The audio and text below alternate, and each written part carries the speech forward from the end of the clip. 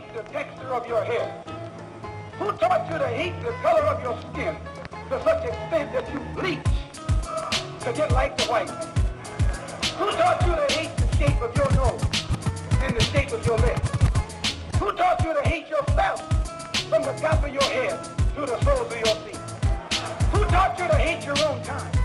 Who taught you to hate the race that you belong to? So much so that you don't want to be around each other.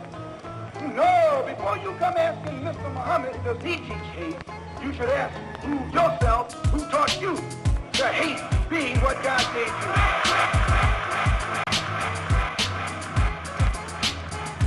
I'm sick of the lies they give you guys. I'm sick of the guys that diss me and hide. I'm sick of your mind, just give it the vibe. I'm sick of being sick of the rhymes and not being signed. I'm sick of the lies they give you guys. I'm sick of the guys that diss me and hide. I just like anybody else heard about the book, all through the media, and I said, this is an attempt, you know what I'm saying, you know, for a brother that I love, a brother that brought me into the movement. Dr. John Henry Clarke wrote a book about Nat Turner, the second crucifixion of Nat Turner, which was written by a white guy named William Strawn. And it was another attempt to take one of our heroes away from him. And when I looked at that, I thought about this book that came out. I noticed some scholarship, and I know that the guy who wrote it, Marable, you know, was a well-known scholar, but just something came up, you know, and said, wait a minute, something's not right. It seems like the same attempt that John Henry Clarke stood up, you know, took a stand for. So I feel that anytime that our scholars are attacked, our heroes are attacked, I think that we got to take a stand and stand up. Because Dr. John Henry Clarke, if he was still around, they would have been having forums like this all over.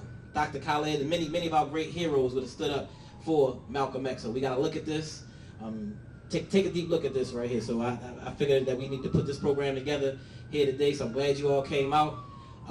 We have with us Dr. Ray Winbush, great scholar. He's the author of a book called The Warrior Method. Also the author of a book called Reparations. Is it Reparations Now? Should America Pay? Should America Pay? A book about reparations. Been doing a lot of work all over the country. So we want to give it up to Brother Dr. Ray Winbush. Give him a big round of applause.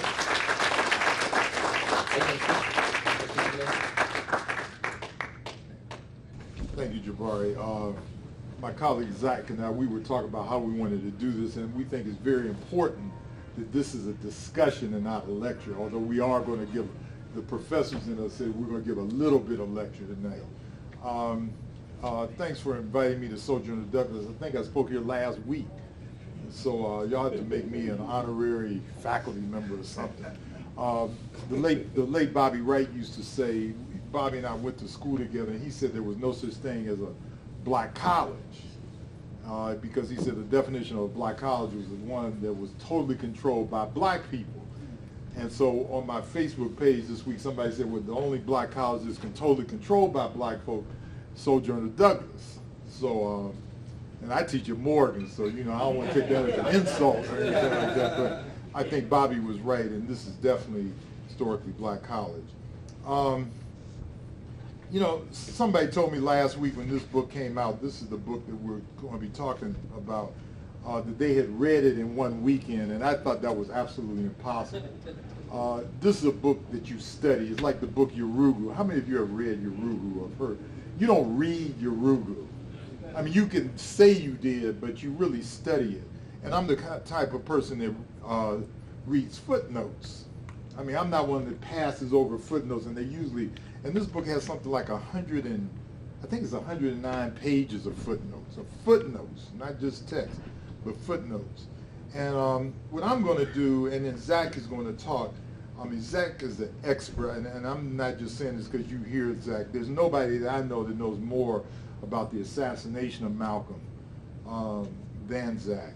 And he's going to talk about that, but we're going to talk about Malcolm in general. But I thought somebody that should be talked about is Manning Marable.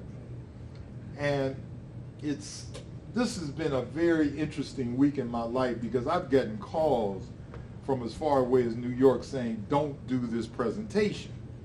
I got a call yesterday from somebody from New York who I just shared, who said it with Zach, said you shouldn't do this presentation because, you know, Manning hasn't even been memorialized yet, and that you're being, you know, somewhat disrespectful to say anything negative about Manning as well as this book. Well, see, Manning said some things that were negative about Malcolm. And I'm not saying this is tit for tat or anything like this, but I think that, like Marimba Ani says, who I spoke to last night, in fact, she always says that the critique of white supremacy must be aggressive because it is aggressive in recruiting our children.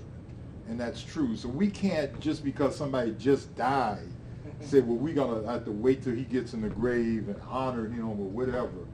And then we can kind of, start the critique, because this is a brutal critique of Malcolm in many ways. So I'm going to begin in a different place. And I'm going to begin with a song by Prince that was on the internet. And some of you know the song. If you saw the film Bamboozled, Prince did a very political record called Radical Man 2045. I don't know if how many of you have heard of it? I'm a Prince fan. Okay, you may not have known. But there's a verse in that song that says this, and I'm not going to sing it like Prince because I can't do that, okay? But this is how the verse actually goes. It says, we play Miles Davis and D'Angelo. We playing D flat in the funk. You'd better act like you know. We don't care what Albert Einstein did. I'd rather know who built the pyramids. See, that's Prince. See, that's deep what he just said. We don't care what Albert Einstein did. We'd rather know who built the pyramids. So I went on the internet to get these words, and this is what was actually on the internet in several places in terms of Prince's record. It says, we play Miles Davis and D'Angelo. We playing D flat in the funk. You better act like you know. So that's okay.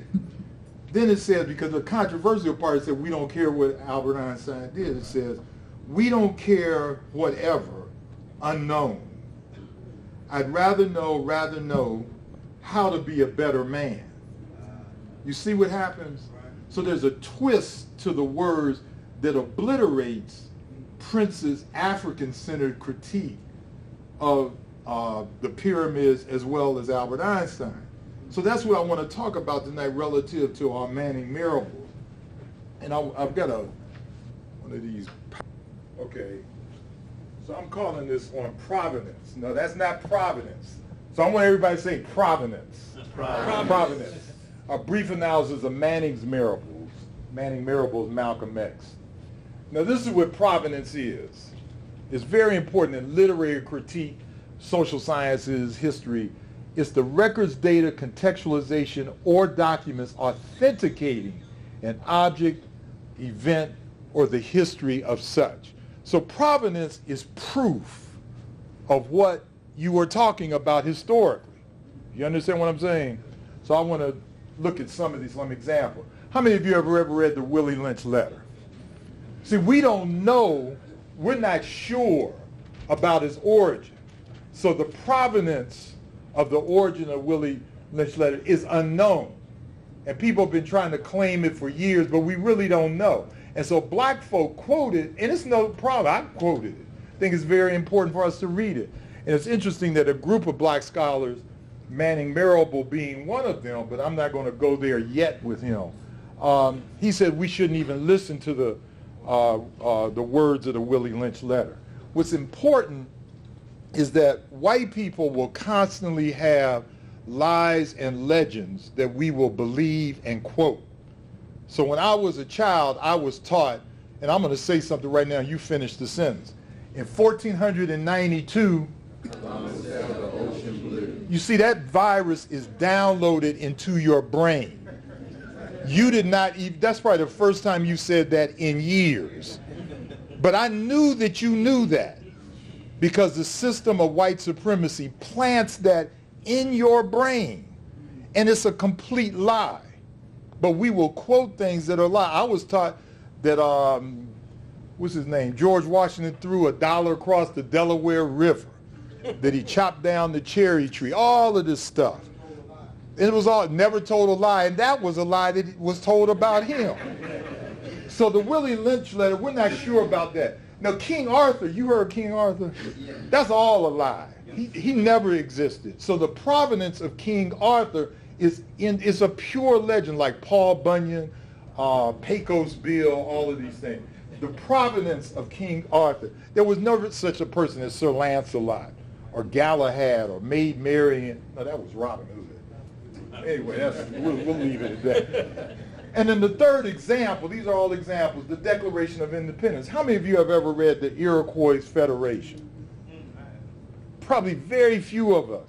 The Declaration of Independence, which most of us have read, or many of us have read, was directly taken from the Iroquois Federation.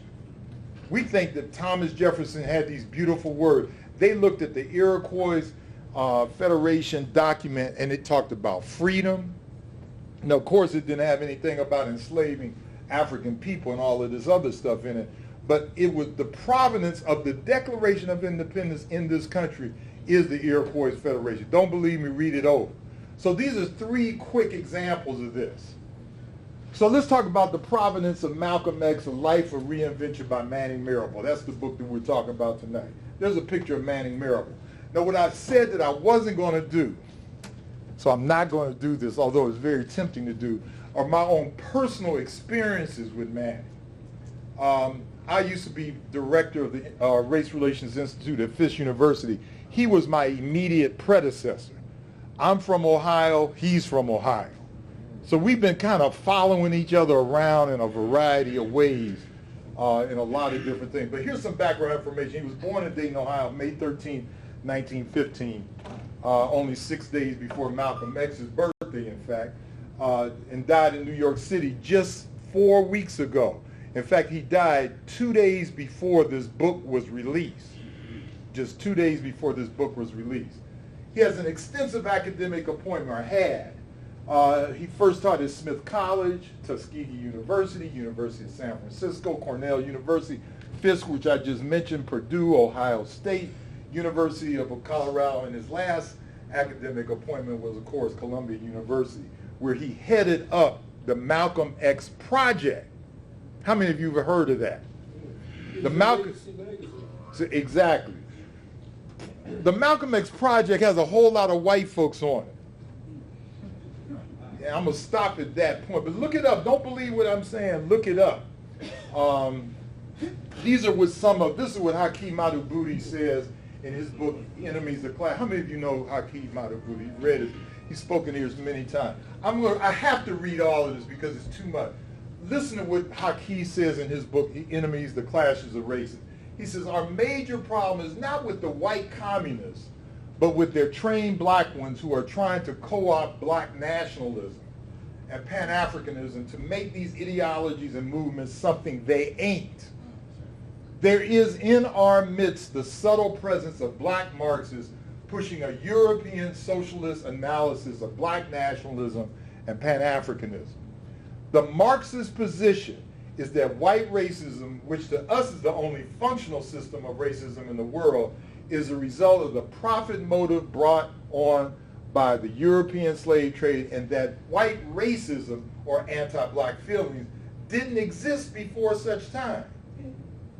The left, generally described as Marxist-Leninists, whether white or black, has always been anti-black nationalism, and this can be documented. Yet one of the major facts of history is that white racism preceded and advanced itself thousands of years before European capitalism, imperialism was even systematically conceived. It is important to understand that the ideology of white supremacy precedes the economic structure of capitalism and imperialism, the latter of which are falsely stated as the cause of racism. Which again, I still say you've got to read Yurugu, study Yurugu, because Marimba, better than anybody I know, deconstructs how white supremacy permeates all aspects of the European mentality. This morning, and I said some of this on my Facebook page a few days ago, white supremacy, just a tiny thing, a tiny little island in the northern part of Europe called England, forced the world this week to look at a wedding and to identify with the people getting married. This thing was all over the whole world. 1 billion people. Forced, And these are the descendants of our slave masters. And we were looking at people, I saw black folk. Ooh, I got to see the wedding, Dr. Winbush. What wedding? I'm getting up at 4 o'clock in the morning to look at the wedding. You should be getting up 4 o'clock in the morning tutoring your children. You see what I'm saying? But white supremacy, an expression of white supremacy, is how the world turned to England this year, just this week, today, to watch a wedding and saying that we can identify with that. Just an example of that. And then this is the last thing I'm going to read. And I hate to read all this stuff, but I got to read this stuff. Despite his reputation as a respected author and educator, this is on the directly from the internet. Marable has maintained a relatively low profile in this country's intellectual elite. His controversial views and openly Marxist stand, he's a Marxist. His wife, Leith Mullings, is also a Marxist, have alienated many in the academic world, and some have argued that his writings are too vague, too superficial to offer tangible solutions to the urgent sociological problems facing black America. According to Collison, Marable believes there is a systematic injustice in American society, blah, blah, blah, blah, blah. I'm skipping that. At the same time, Marable has been criticized for his refusal to embrace a wholly Afrocentric point of view. He identifies class rather than race as the root of inequality in the U.S. and advocates the formation of new multicultural political alliances. He uses the word multicultural dozens of times in his analysis of Malcolm. Similar to the Reverend Jesse Jackson's Rainbow Coalition, wherein Americans of all backgrounds can voice their concerns and pull their strength. And this is a quote directly from Marable. The "we have overcome" generation has run out of intellectual creativity, but refuses to leave the political stage. This is from U.S. News and World Report. Members of the New Guard, the leaders of the hip-hop generation born after '64, have the advanced political ideas, but lack the ability to place their fathers and mothers in leadership. We have to talk about the development of a new leadership that speaks Spanish and Cantonese and Japanese, but it's also, this is what we got to have in the black community now, and Japanese, but it's also at home with homeboys and homegirls in poor neighborhoods. It is fluent in the culture of hip-hop, but also is comfortable with gay and lesbian rights organizations and Hispanic East Los Angeles gang organizations. Now, one thing I always tell my students, I said, know something about the author of a book that you read. So if I pick up a book and the name of the book is Affirmative Action, a history of affirmative action, and I look on the spine of the book and it says by Clarence Thomas. See, I know what to expect about that. You understand? Or if I picked up a book called Barack Obama's presidency, and on the spine of the book it said by Donald Trump, I know that there's a bias. You understand what I'm saying? So going into Marable's book, you should know there's a bias, and the bias is Marxism, among other things that we'll talk about later. So this is what Manning says. I said, rather than me start dissing Manning, which I've already done a little bit, I said, let me read what he himself says, and I have the page numbers if you read the book or reading the book. The origins of this book date back to the winter of '69 when I first read the autobiography of Malcolm X. That's what he says on page 489. I first read the autobiography of Malcolm X, and I remember it very well. It was the summer of 1968. I was a student on a scholarship at Harvard University, and we were told to read this book. That was so I read it about a few months before Manning did. He says here on page 13, I have had to weigh forensic probabilities, not certainties.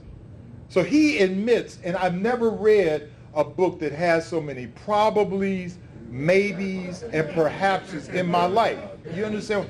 He speculates throughout the book about a variety of things relative to Malcolm. He speculates about it.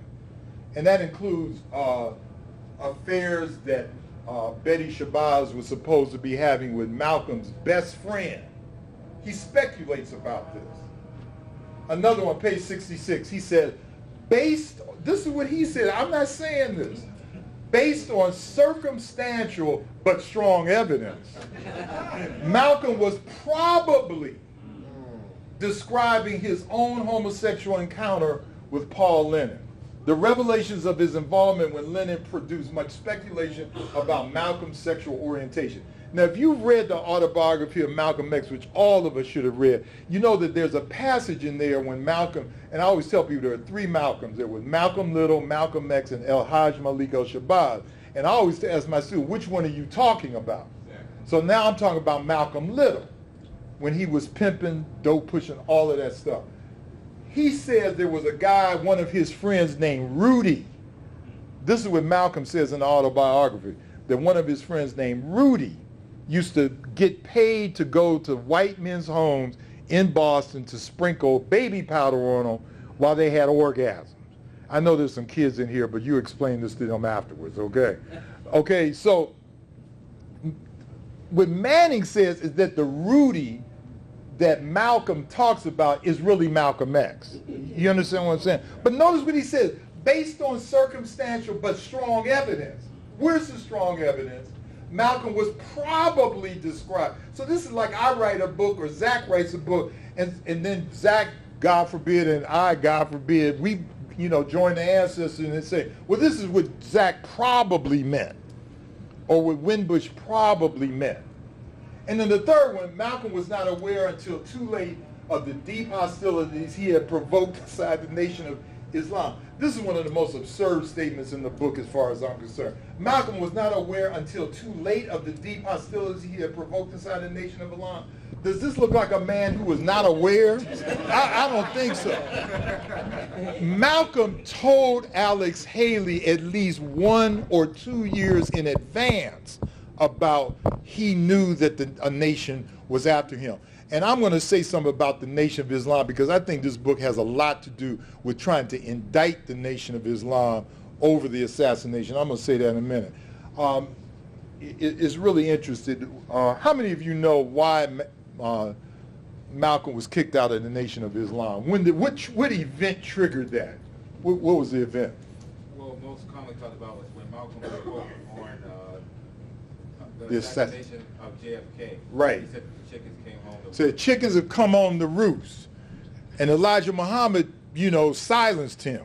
And that was about 1.5 years before his assassination. That began that cycle when Malcolm was disconnected from the nation. So it was only 18 months between that statement, roughly, and his assassination in February of 1965. But again, this does not look like a man, in my opinion, was unaware. You know that his house was firebombed shortly before his assassination. But Malcolm said that he knew that the FBI was after him. He knew that, and we're going to save some of this for the discussion. So Marable continues, and I'm finishing up, Zach, so you get ready on this one. Malcolm came to occupy a central space in the rich folk tradition of black outlaws and dissidents. He says this on page 480, fighting against the established social hierarchy. He includes in his outlaw tradition Gabriel Prosser, who's, enslaved revolutionary. Nat Turner, another enslaved revolutionary. Stagger Lee. Y'all know who Stagger Lee is, don't you? How many have heard? Remember that old Lloyd Price Stagger Lee? Y'all remember that? Okay. Some of y'all are too young to remember that. But that was an actual murder case that took place in this country in the early part of the 20th century. Robert Johnson, the blues singer, there's only 2 pictures of him in existence, and Tupac Shakur. So he basically relegates, Marable does, Malcolm to being like a bad gangster. He diminishes Malcolm's contribution. Even though he says it, he really kind of classifies himself with that bad Negro syndrome that are characterizing these so-called people. So he puts, there's a picture of Gabriel Prosser, Robert Johnson, Malcolm, of course, Nat Turner, Stagger Lee. You don't have a picture of him, but that's a cartoon of him. Of course, Tupac right here. It's important to note that Malcolm's legacy to us is absolutely intact. In regards to what this book does, and we'll talk again a little bit more during the discussion, it's intact. He has always been under attack from every quarter since he was alive. He was always under attack. there may be more to Manning's book than meets the eye. For example, at the end of the book, Manning says, you know, he was kicked out of the nation, as we said, because of his comments after the assassination of John F. Kennedy.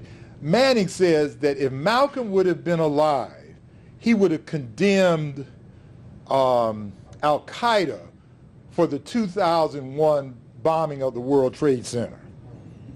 How you know that? See, first of all, I always have problems when people say to me, if Martin were alive, if Malcolm were alive, you don't know nothing when you say that. So I don't think that Malcolm would have condemned. First of all, we don't know who bombed the World Trade Center. I ain't getting into no conspiracy theory, but I do believe that I do know. You ask me after class or whatever. And so I don't think if Malcolm said what he said after the assassination of John F. Kennedy, he acted like Malcolm would have been singing the Star-Spangled Banner after the bombing of the World Trade Center. And I don't think he would have. It's a bad conclusion. It should make us keenly aware of how COINTELPRO works. How many of you know what COINTELPRO, counterintelligence program? I ain't got time to go into that. What should be done with Marable's Malcolm? First of all, you should study the book. I think everybody should read the book. I think that some of it is good. Much of it is bad and speculation. You should also reread the autobiography of Malcolm X. How many of you have read the book? Most of us have. Reread it. Autobiography of Malcolm X. Okay. Read the speeches of Malcolm X. And as John Henry Clark says, the best interpreter of Malcolm X is Malcolm X. That's what John Henry Clark said. And read about the historical context in which Malcolm lived. It's very important to understand the history and the context in which Malcolm operated.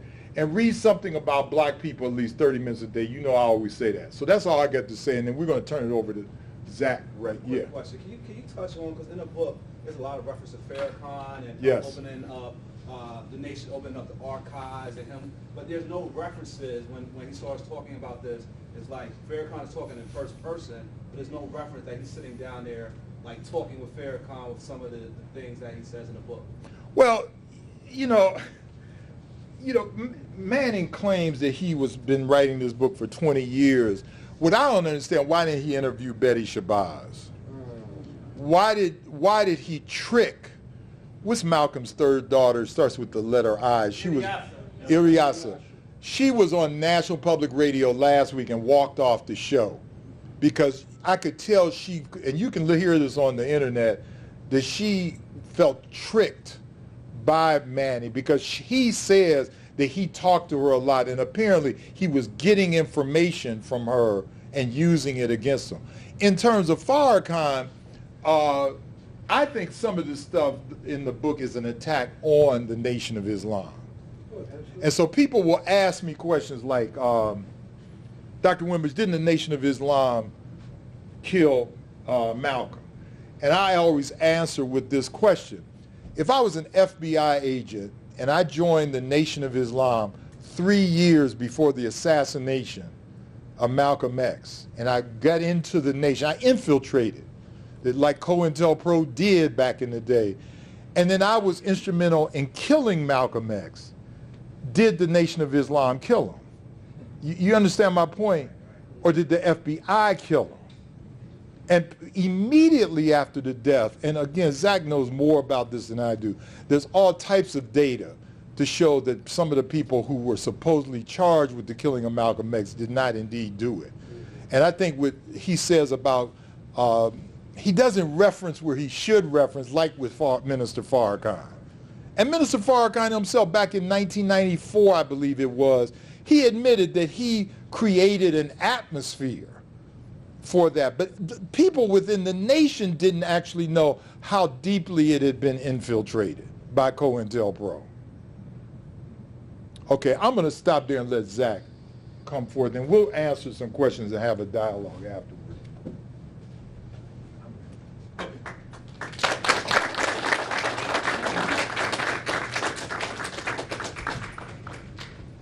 First off, let me say that it is indeed a pleasure to be here today, and I'm honored to get the opportunity to see some old friends and to converse with some new ones.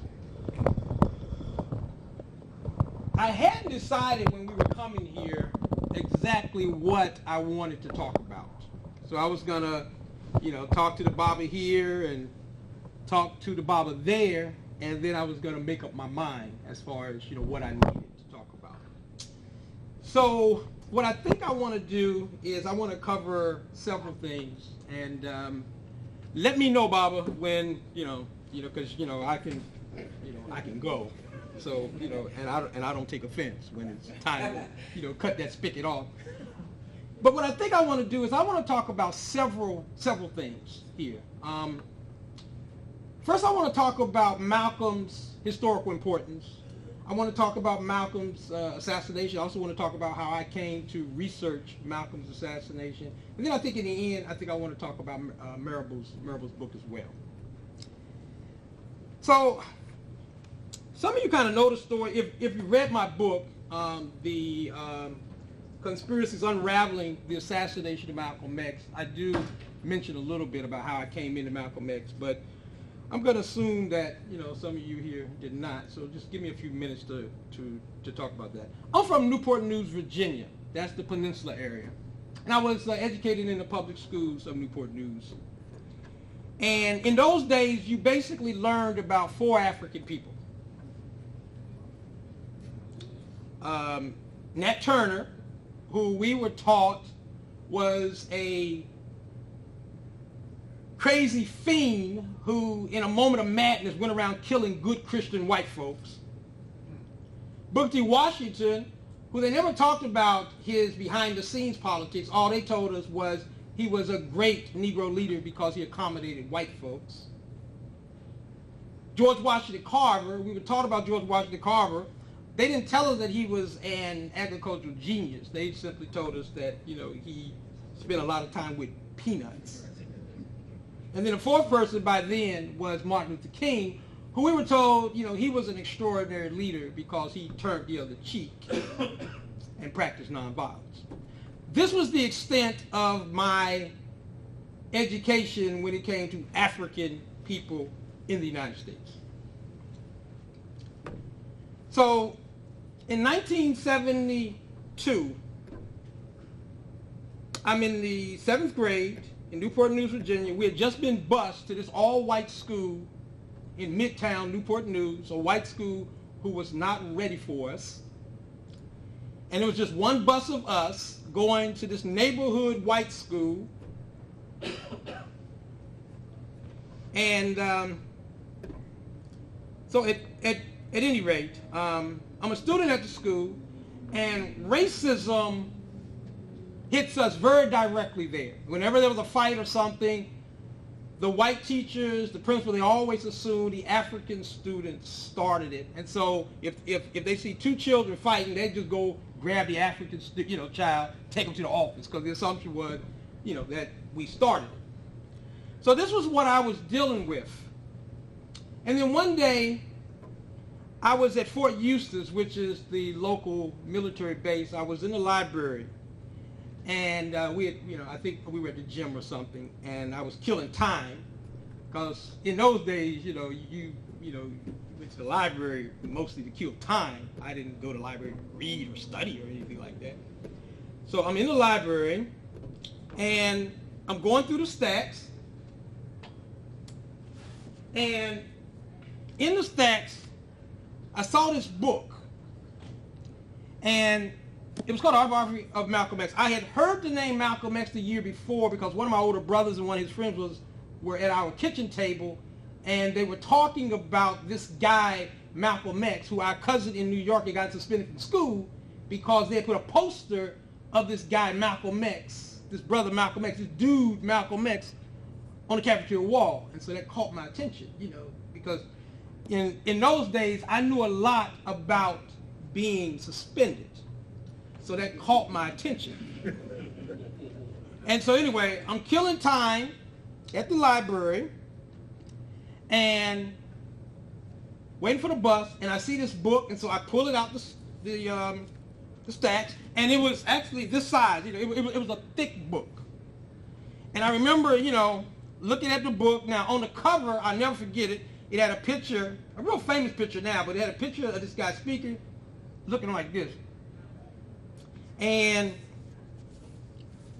it said, you know, I guess toward the bottom it said, he rose from hoodlum, thief, dope peddler, pimp, to become the most dynamic leader of the Black Revolution. He said he would be murdered before this book appeared, unquote.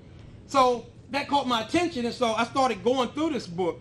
And what you have to appreciate in this story is that when I was in the 7th grade, you know, reading a thick book like this was unheard of. In fact, when it was time to do, you know, book reports, you know, I would find, you know, the thinnest book I could find. It didn't matter what it dealt with, as long as it only required me to read a couple pages. So I want you to appreciate, you know, the effect that this book had on a 12-year-old, you know, young brother from Newport News, Virginia. So I got this book, and I'm waiting for the bus, and I started reading it. You know, I read the first chapter, or I was reading the first chapter, and it was intriguing. And so the bus came and went, and wow, you know, I kept going, and then another bus came and went, and then finally, my last bus, which I had to take, you know, I couldn't miss the bus, so I did something that was unheard of for me. I checked the book out. And on the bus, I was reading the book. And then when I got home, I was reading the book. And, you know, I started reading the book. And this was the first time, in my life that something had really impacted me. I read the whole book. And after I read the whole book, I rechecked it out and I read it again. And what was happening to me is this book was opening up a world to me that I had never known. And I think the importance of this is that I think a lot of people, probably a lot of brothers and sisters in this room right now, have a similar story. That is, you read a book, every now and then something comes along, a book like this, and it puts you in a new mode, a new line of thinking. For me, it began the evolution of a black consciousness. It began the evolution of my developing an Afrocentric consciousness. But it did more than that. It also began my study into the history of African people in the United States and outside of the United States. It also began for me this whole relationship with myself and my people, a relationship that I did not have before. Because keep this in mind, before I started reading this book and developing a consciousness, I was the typical African child growing up in Virginia, meaning that the educational system had already destroyed my mind, meaning that the educational system had already taught me to despise myself, to hate myself, to hate my people. And so reading a book like this became the first ammunition for me. It became the first time that I basically had some weapons that I could begin to use to start feeling better about being an African person. And from the autobiography, I branched out to other books. Whoever Malcolm mentioned in that book, I found books by or about these people and studied them. He mentioned Marcus Garvey. I didn't know who Marcus Garvey is. I'm pretty sure I saw a photograph of Marcus Garvey in a previous Ebony magazine edition. I'm pretty sure of that, but I didn't know nothing about Marcus Garvey. Through the autobiography of Malcolm X, I found out who Marcus Garvey is and several other people. So Malcolm X became a very important part of my education. The autobiography of Malcolm X did. Now, it's not until I get a little bit older, though, that I begin to realize that, of course, the autobiography had flaws, many flaws. And we can take the autobiography as as somewhat of a final word on Malcolm, but we must be aware of its limitations. One of the limitations, by the way, is that Malcolm never read the autobiography in its final form. He didn't. And of course, the other thing is that we have to trust Alex Haley.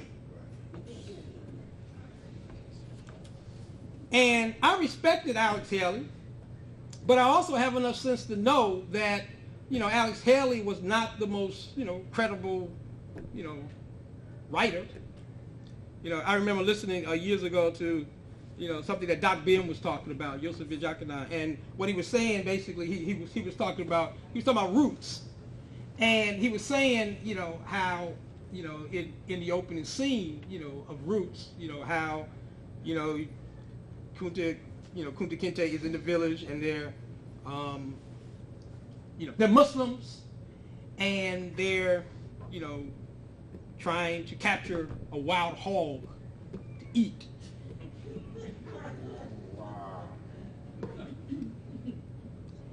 But that's just little things. I think the bigger things is that, Alex Haley ended up paying a lot of money out of pocket because researchers who would give him information about the Senegambia area and other, other episodes that ended up in his book as though it was like oral history that he didn't give any type of credit to. He ended up paying sometimes, $300,000, $400,000, $500,000 out of his pocket to settle that particular situation with that researcher who gave him information that he kind of, marketed as if it was original information from his family's oral tree. So my point is that we can recognize the fact that the autobiography has flaws, but at the same time, in many ways, we also have to embrace the notion that it still represents, in addition to Malcolm's speeches, it still represents as close to an authentic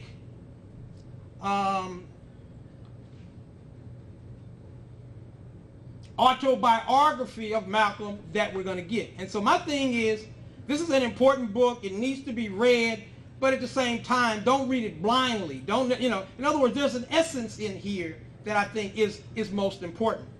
I think one of the tragedies with regard to the Marable book is that, what he does is he goes through and he tries to invalidate some of the episodes that are in Malcolm's, autobiography. Now, this is the problem.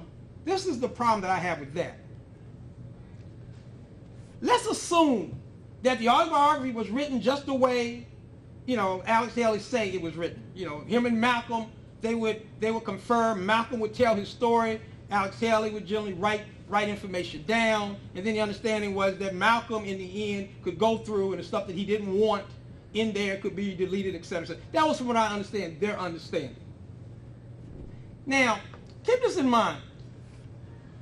I think one of the premise of Marable's book is that Malcolm didn't give us an accurate portrait in, with regard to various episodes in Malcolm's life. And one, of course, was the thing that the Bible was talking about with regard to the whole homosexual type of thing. Well, this is the challenge there. If you're doing an autobiography, say to people in this room, you're writing an autobiography, okay?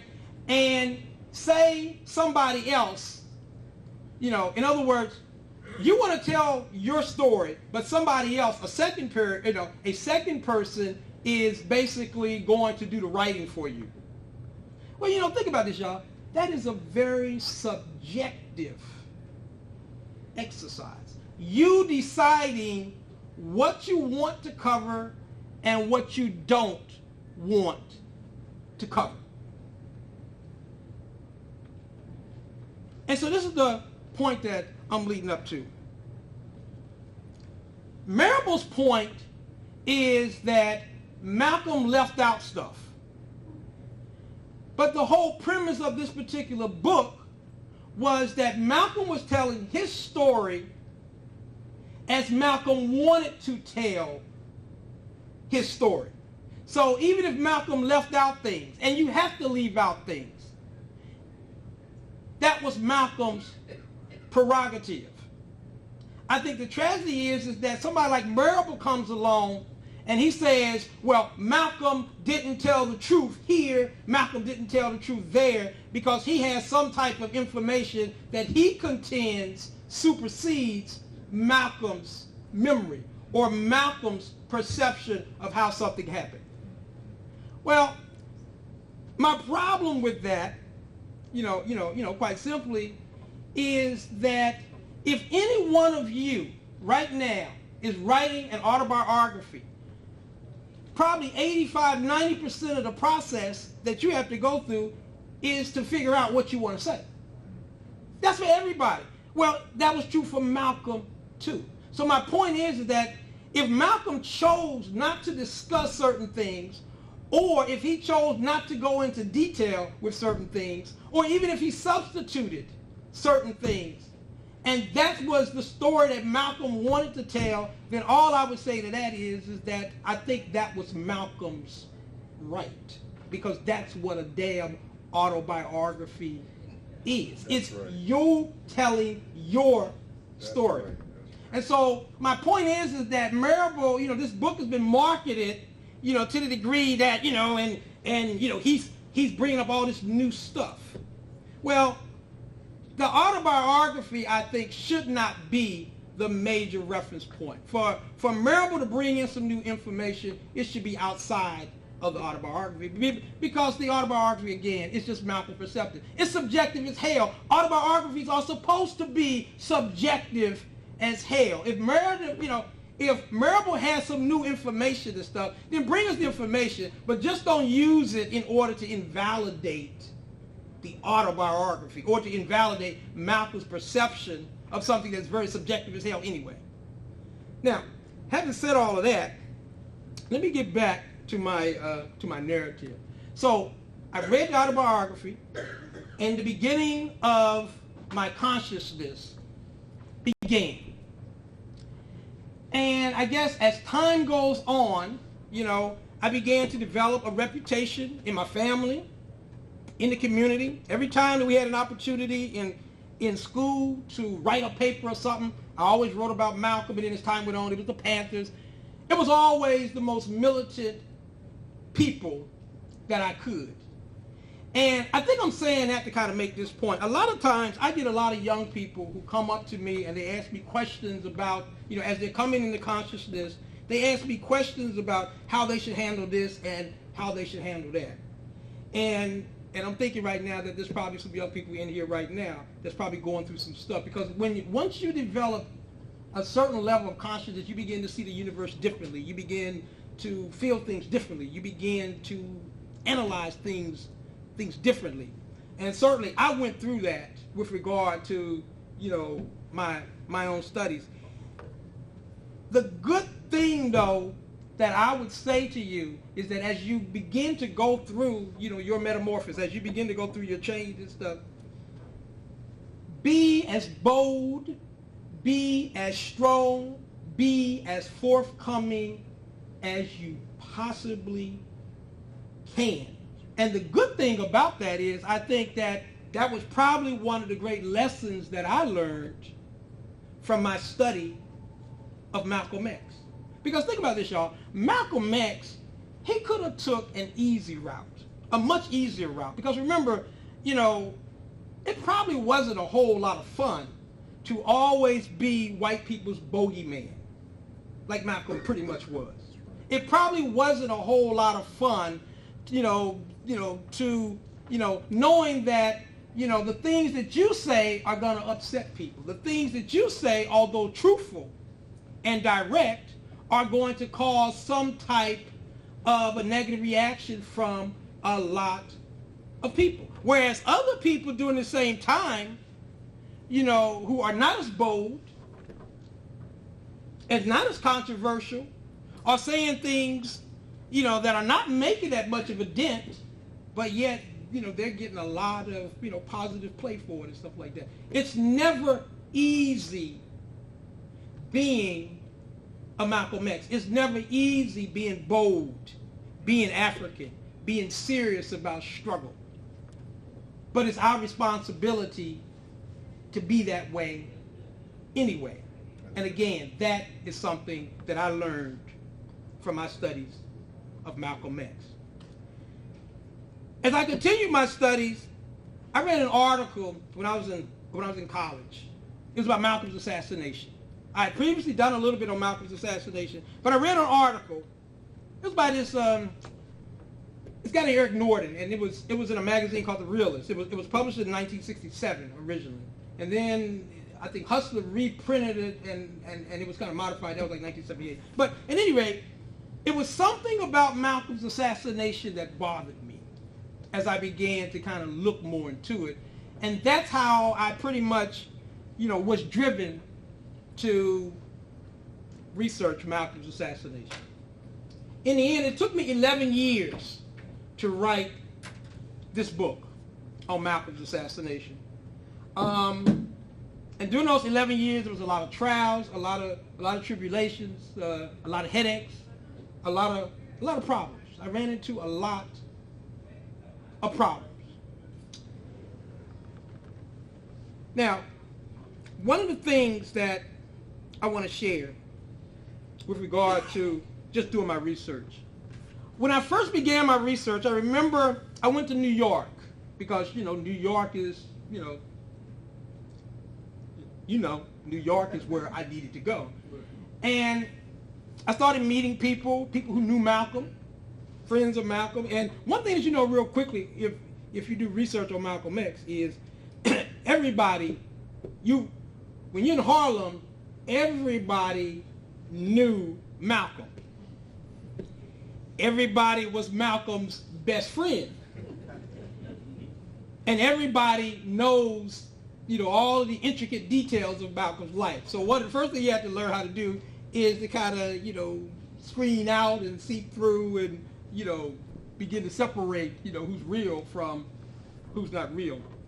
But one of the people that I interviewed very early was Malcolm's older sister, Sister Ella.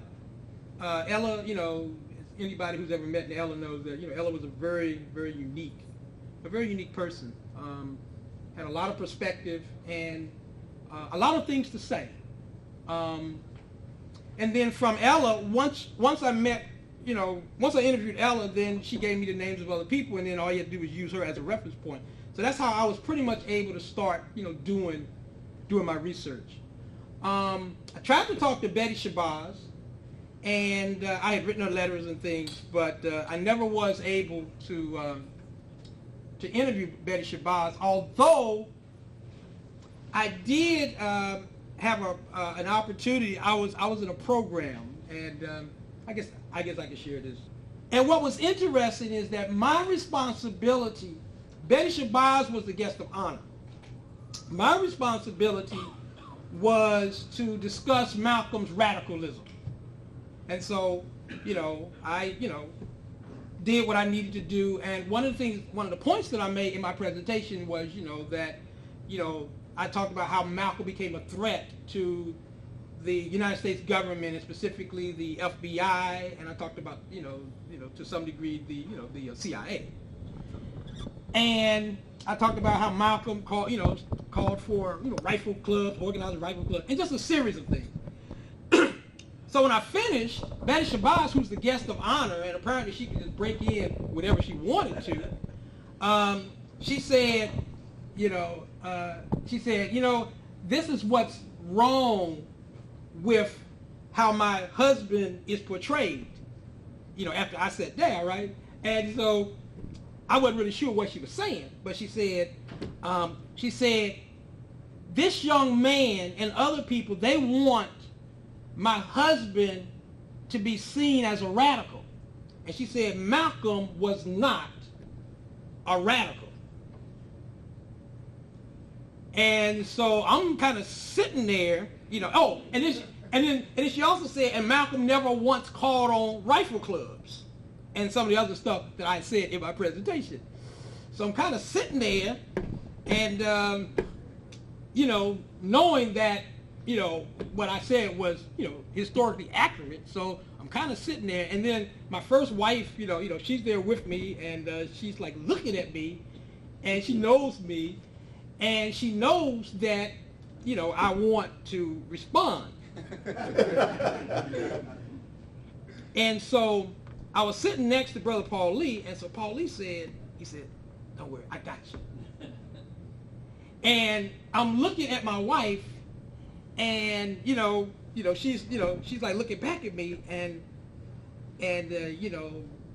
we're kind of doing that nonverbal communication thing, right? And she said to me, because she knew that, and in fact at the time I was actually trying to raise my hand, and so she said no, and then Paul says, don't worry about it. So anyway, Paul then gets up and he pulls out some documents that kind of substantiate, when Malcolm was talking about the rifle clubs and all of that. Part of the problem with Malcolm X, and I tell this story for this reason, I think part of the problem with Malcolm X is that everybody seems to have their own perception, and that they want to promote their own perception. Now, I don't have a problem with Betty Shabazz having her perception of her husband. That's her right. The only challenge that I got, though, is I just think that you should just be as accurate with it as possible. Now, I also know enough about their relationship to know that it is possible that she wouldn't have known about the rifle club and stuff like that, because Malcolm and her really did have very separate lives when it came to politics. And I understood that. But I think that the problem is that living in a racist nation like the United States, like the American society, and oftentimes always in a situation in which we have leaders who are defamed, who are attacked, who are, constantly depicted in a negative light, it makes sense to me why it is that a book like this being published about someone like Malcolm X, who, if you really think about it, he's one of the few African leaders that, when you look at the totality of his life and his labor, he's one of the few African leaders that historically, even though he wasn't perfect, and nobody's ever tried to make Malcolm X out to be perfect, but he's one of those few African leaders that a lot of us can embrace, without making a whole lot of apologies. Because I'm going to be honest with you. Some of the dirt that Marable pulls up on Malcolm, that Bruce Perry pulled up, and things like that, which oftentimes, very, sources that are very, that are not very credible. People who have been around the block, we know information about a lot of people, a lot of leaders, great leaders. Personal things like that. You come across that as you do your research. But that's tabloid stuff. You deal with those types of things only if there's some type of direct bearing on this person's work, some type of direct bearing on this person's labor, some type of direct bearing on this person's politics. Otherwise, the way I look at it, whether you're talking about Malcolm, or if you're talking about King, or if you're talking about some of the, Queen Mother Moore, some of the African, sisters in our history and stuff, the sex stuff, the tabloid type stuff like that, that's their own business. It's between them and their wives and their husbands and their girlfriends and their boyfriends. But that's not this type of stuff that I would waste any time when I'm doing serious research. That's not, I don't have time for that type of stuff. And I'm saying that to make this point. It seemed like Marable went out of his way to do the tabloid, to dig up the tabloid stuff, with not a lot of respect for the source. And I think that's the tragedy of this, because it makes me wonder if his purpose was to present this wholeness of Malcolm, this comprehensiveness of Malcolm, Malcolm in its entirety and all of that, or, was he more concerned about, putting in controversial type of stuff, that's going to, create dialogue, create controversy, create discussion, for good or for bad. I don't know. I talked to Marable a few times over the phone. I don't know what was really motivating Marable. But I think the great tragedy in all of this is that by Marable, making transition, he made it very difficult, obviously, for us to have dialogue with him, because now we cannot communicate with him. I would have loved for Marable to have been able to be in a program like this to discuss and even to defend some of the information in his book. I think that would have been very healthy. That would have been very positive. And I think, we could have conferred, we could dialogue. And I think everybody, in a situation like that could have benefited. I think one of the great tragedies is that by him making transition, we have been denied, that possibility. And therefore it puts people like us in a very strange situation, because our people are looking for answers.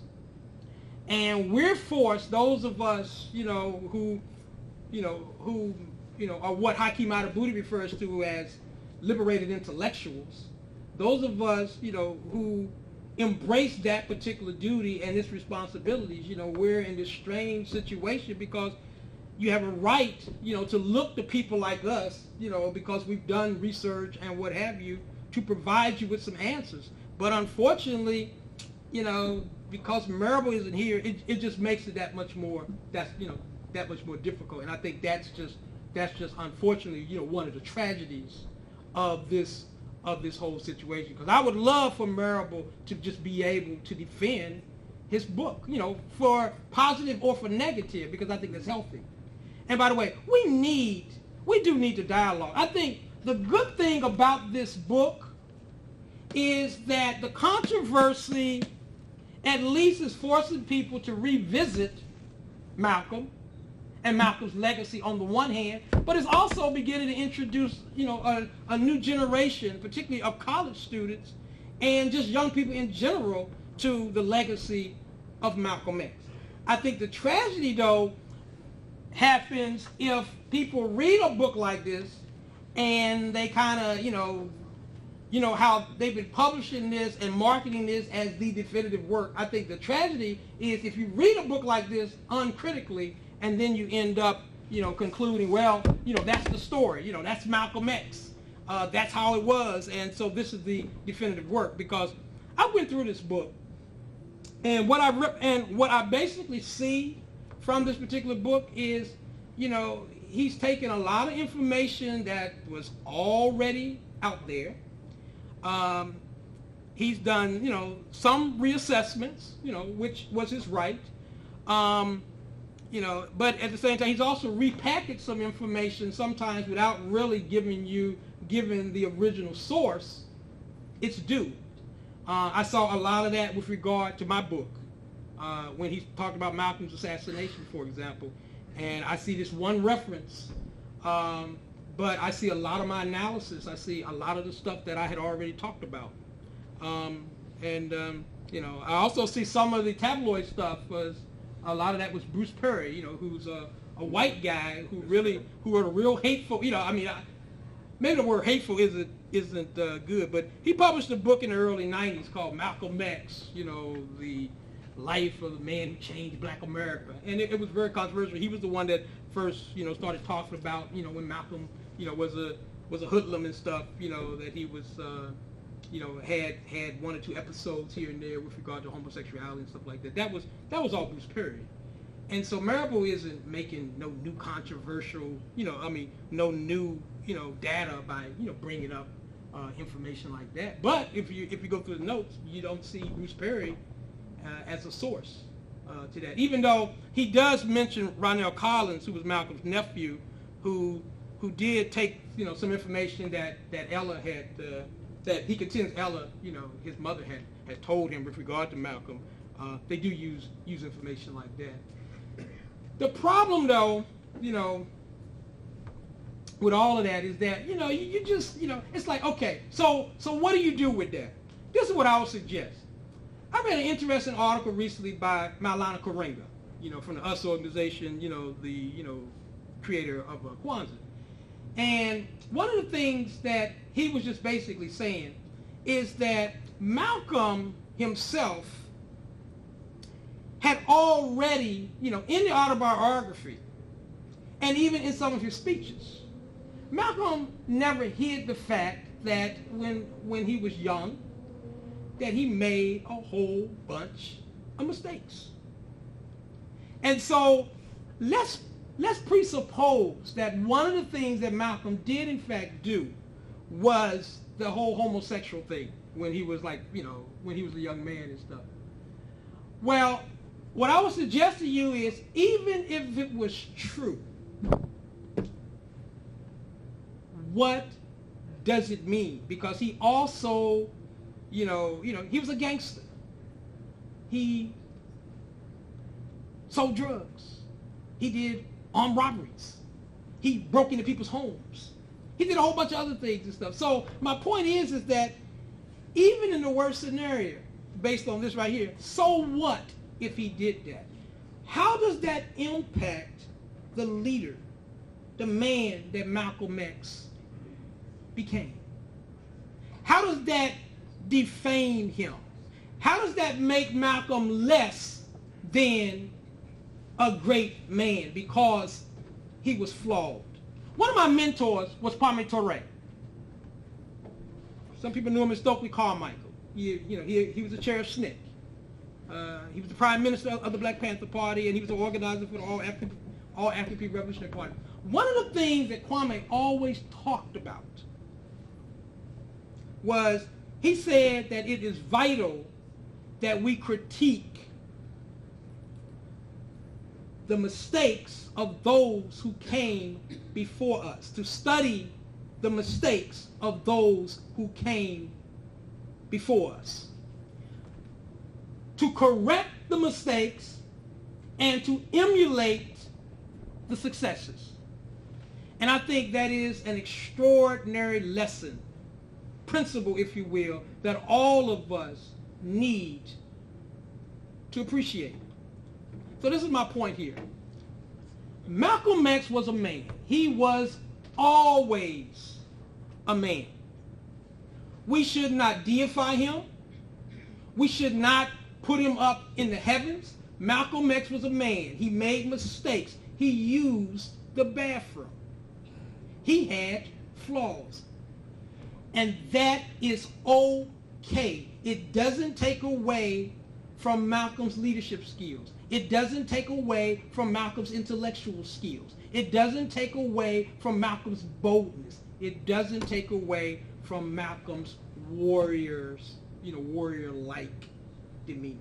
It doesn't do any of those things. All it says is that here was a man who did a lot of things that he later, wasn't proud of, but at the same time, he also shared with us, those things that he wanted to share with us, even at the expense that it made him look, like a gangster. And that's okay, because I think we can learn a lot from Malcolm's example. And suppose more dirt comes out down the road and stuff like that.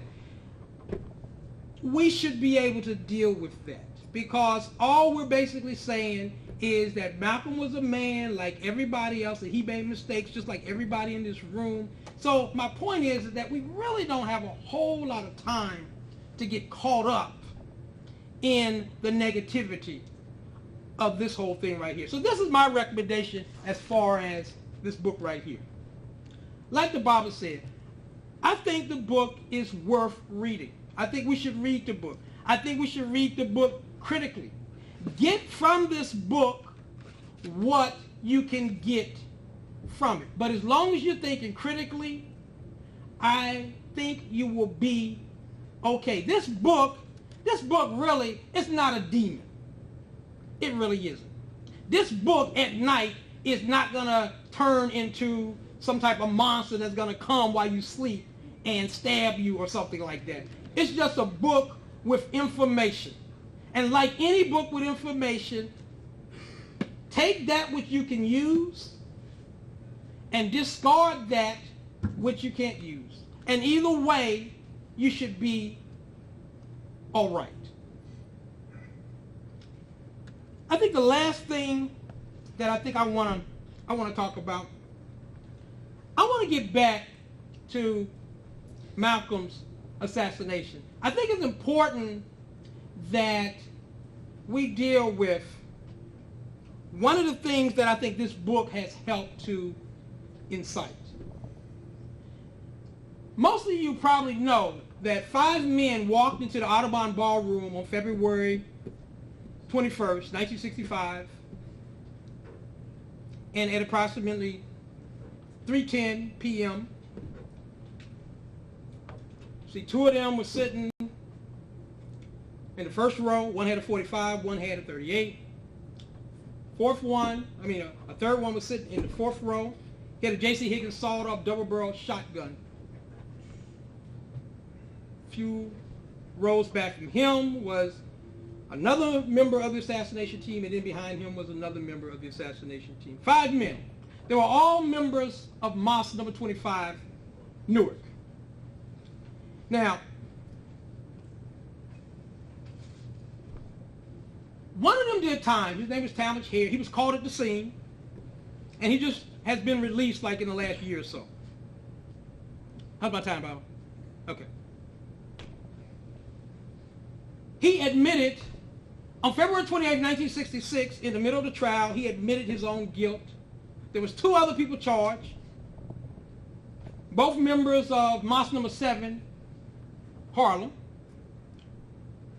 Thomas Johnson, Norman Butler, neither of whom were anywhere near the Audubon when Malcolm was assassinated. So Hare admitted his own guilt on February 28, 1966, and tried to exonerate the 2 innocent men who were charged along with him. Nothing became of that, and all 3 men were found guilty. One ended up doing 25 years, the other one did 27 years. One died in the last few years. The other one is still alive. I was able to interview both of them doing my research.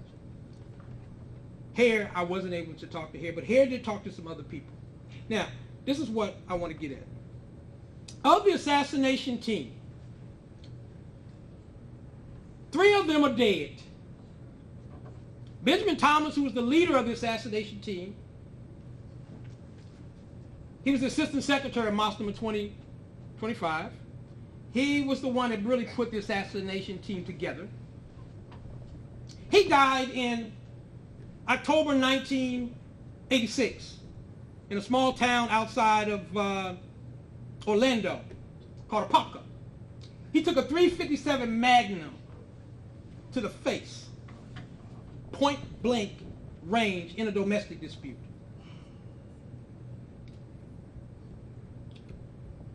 Leon Davis, he died, I guess he died in the last 5-6 years. As far as I know, he died of natural causes. He was the one that fired the 38. Talmadge Hare, the one who just got released from prison, he fired the 45.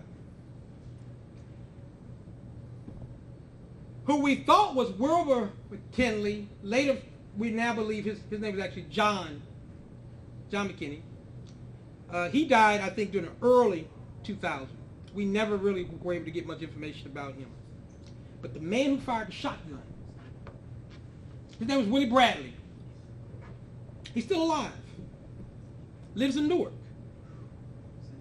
Married to a prominent businesswoman and activist in Newark, Carolyn Kelly, who owns a boxing center.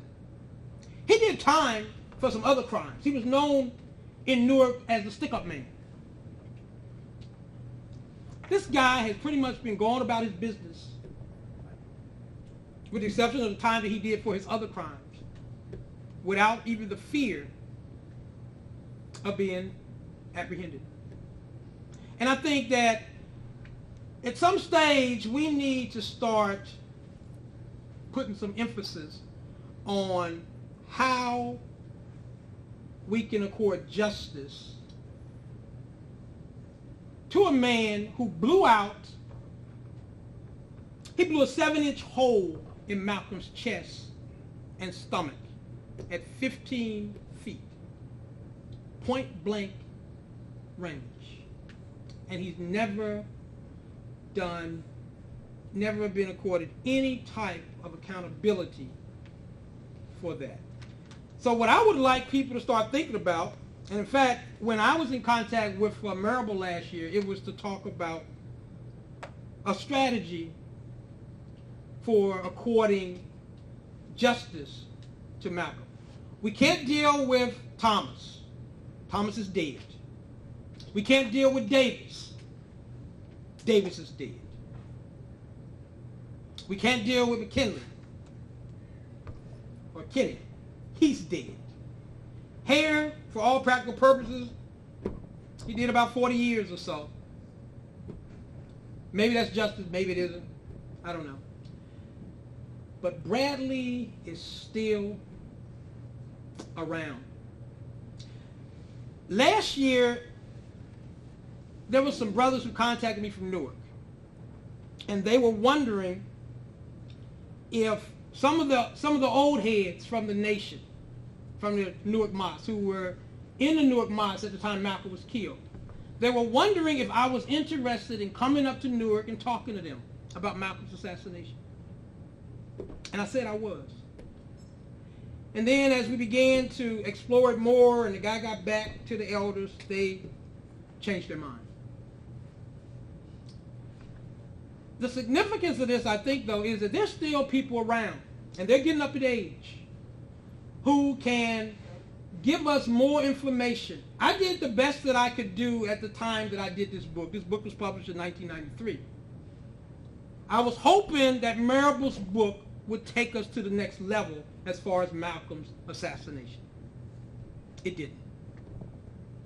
So now I think the next big step for those of us who are serious is we have to figure out ways and strategies. And I think the key really are the old heads from the mosque in places like Newark and places like Patterson.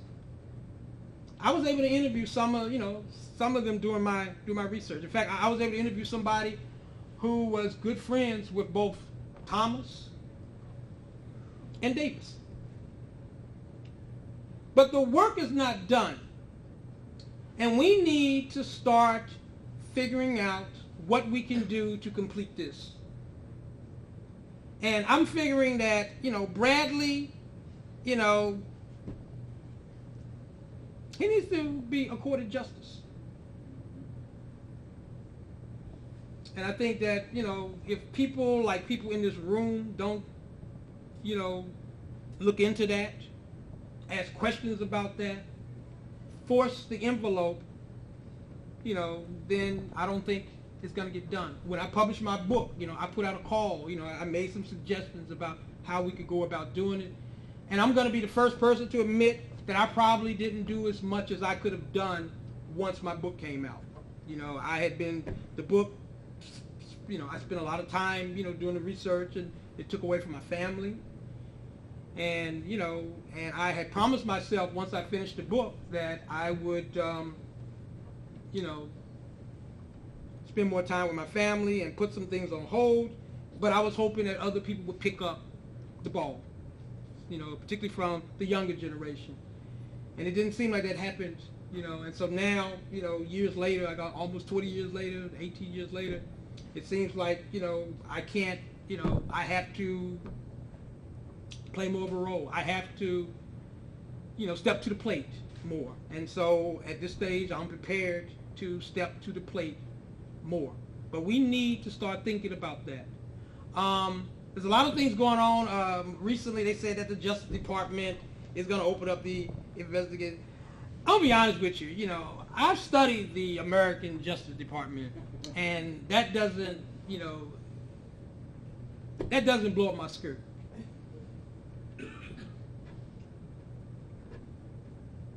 And they say, that Holden, we got a brother, the Attorney General and all that. That's not blowing up my skirt either. Just like the fact that you got Obama in the White House, that's not blowing up my skirt either. We need more than that. We need some serious stuff going on here. And, just having people with African faces It doesn't do it. And I probably realize at this stage, I'm probably stepping on some toes. But since I didn't open up that can of worms, let me just say this. A lot of us were very excited about this whole Obama thing. People were dancing in the streets. And I guess the symbolism got to some very serious people that I know and stuff. Well, it's been, 3 years? So at some stage, the symbolism should begin to pale a little bit. And I think accountability and action needs to be, the order of the day. So I'm kind of saying that to say, as an African person, that Obama needs, as far as I'm concerned, those of you who voted for Obama, he needs to be held accountable too. And I would suggest to you that, when it comes to African people, he's been, in my opinion, a very disappointing president. And if you want to have dialogue with that, during the question and answer period, I'd be real happy to entertain that.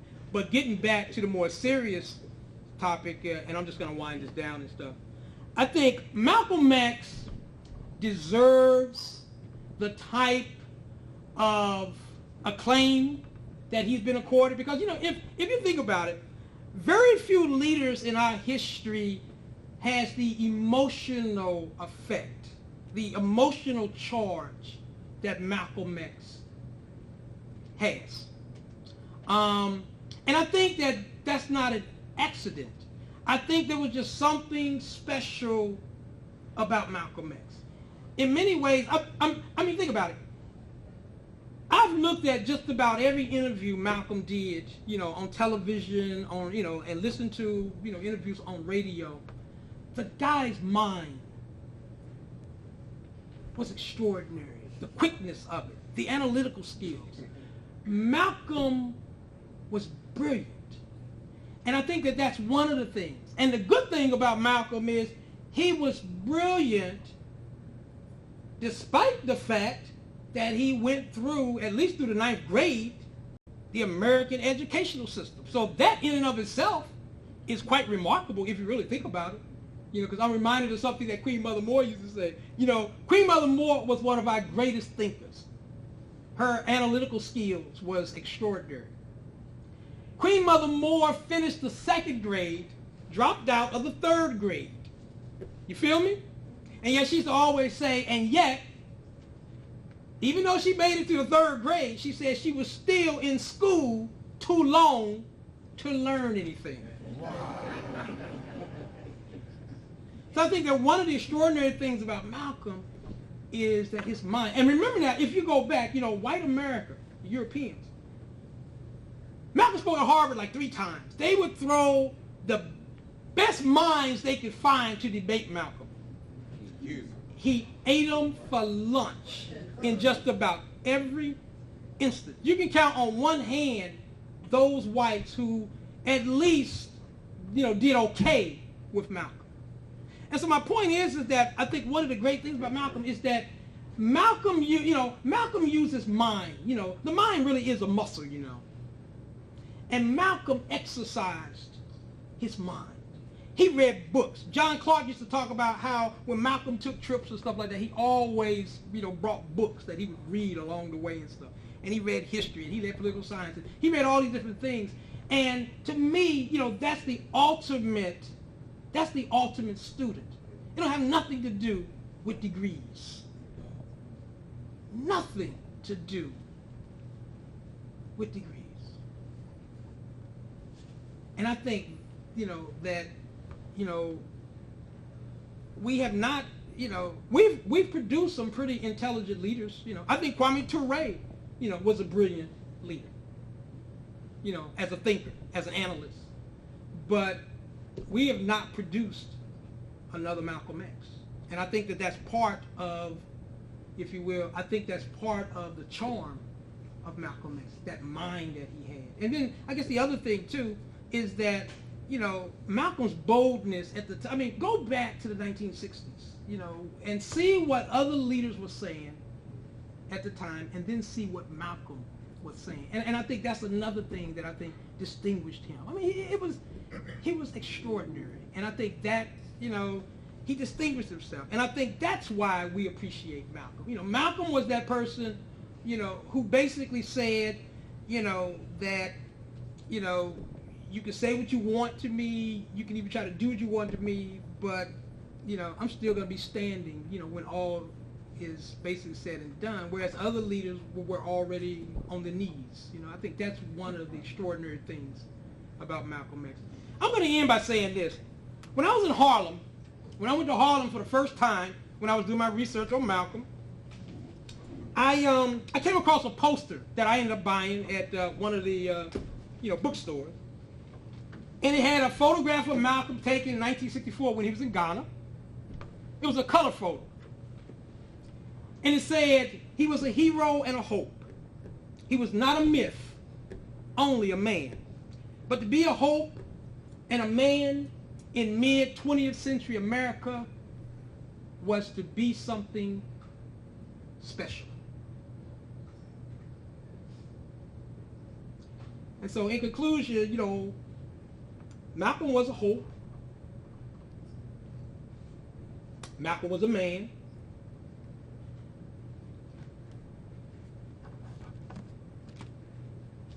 And no matter what is said in books like this, it will not take away the fact that Malcolm was also special. Thank you.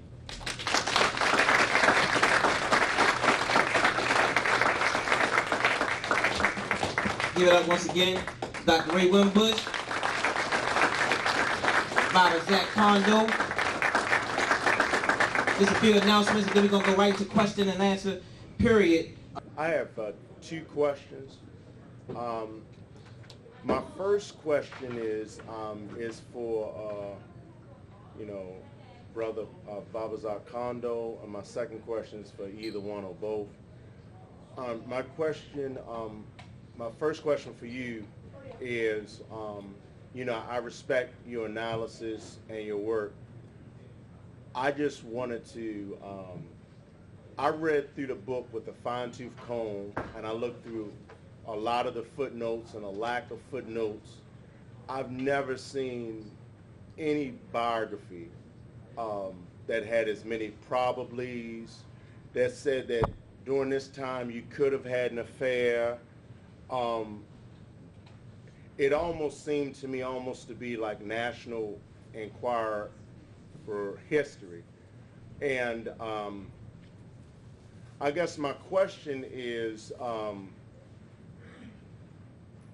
as a researcher and as a historian, what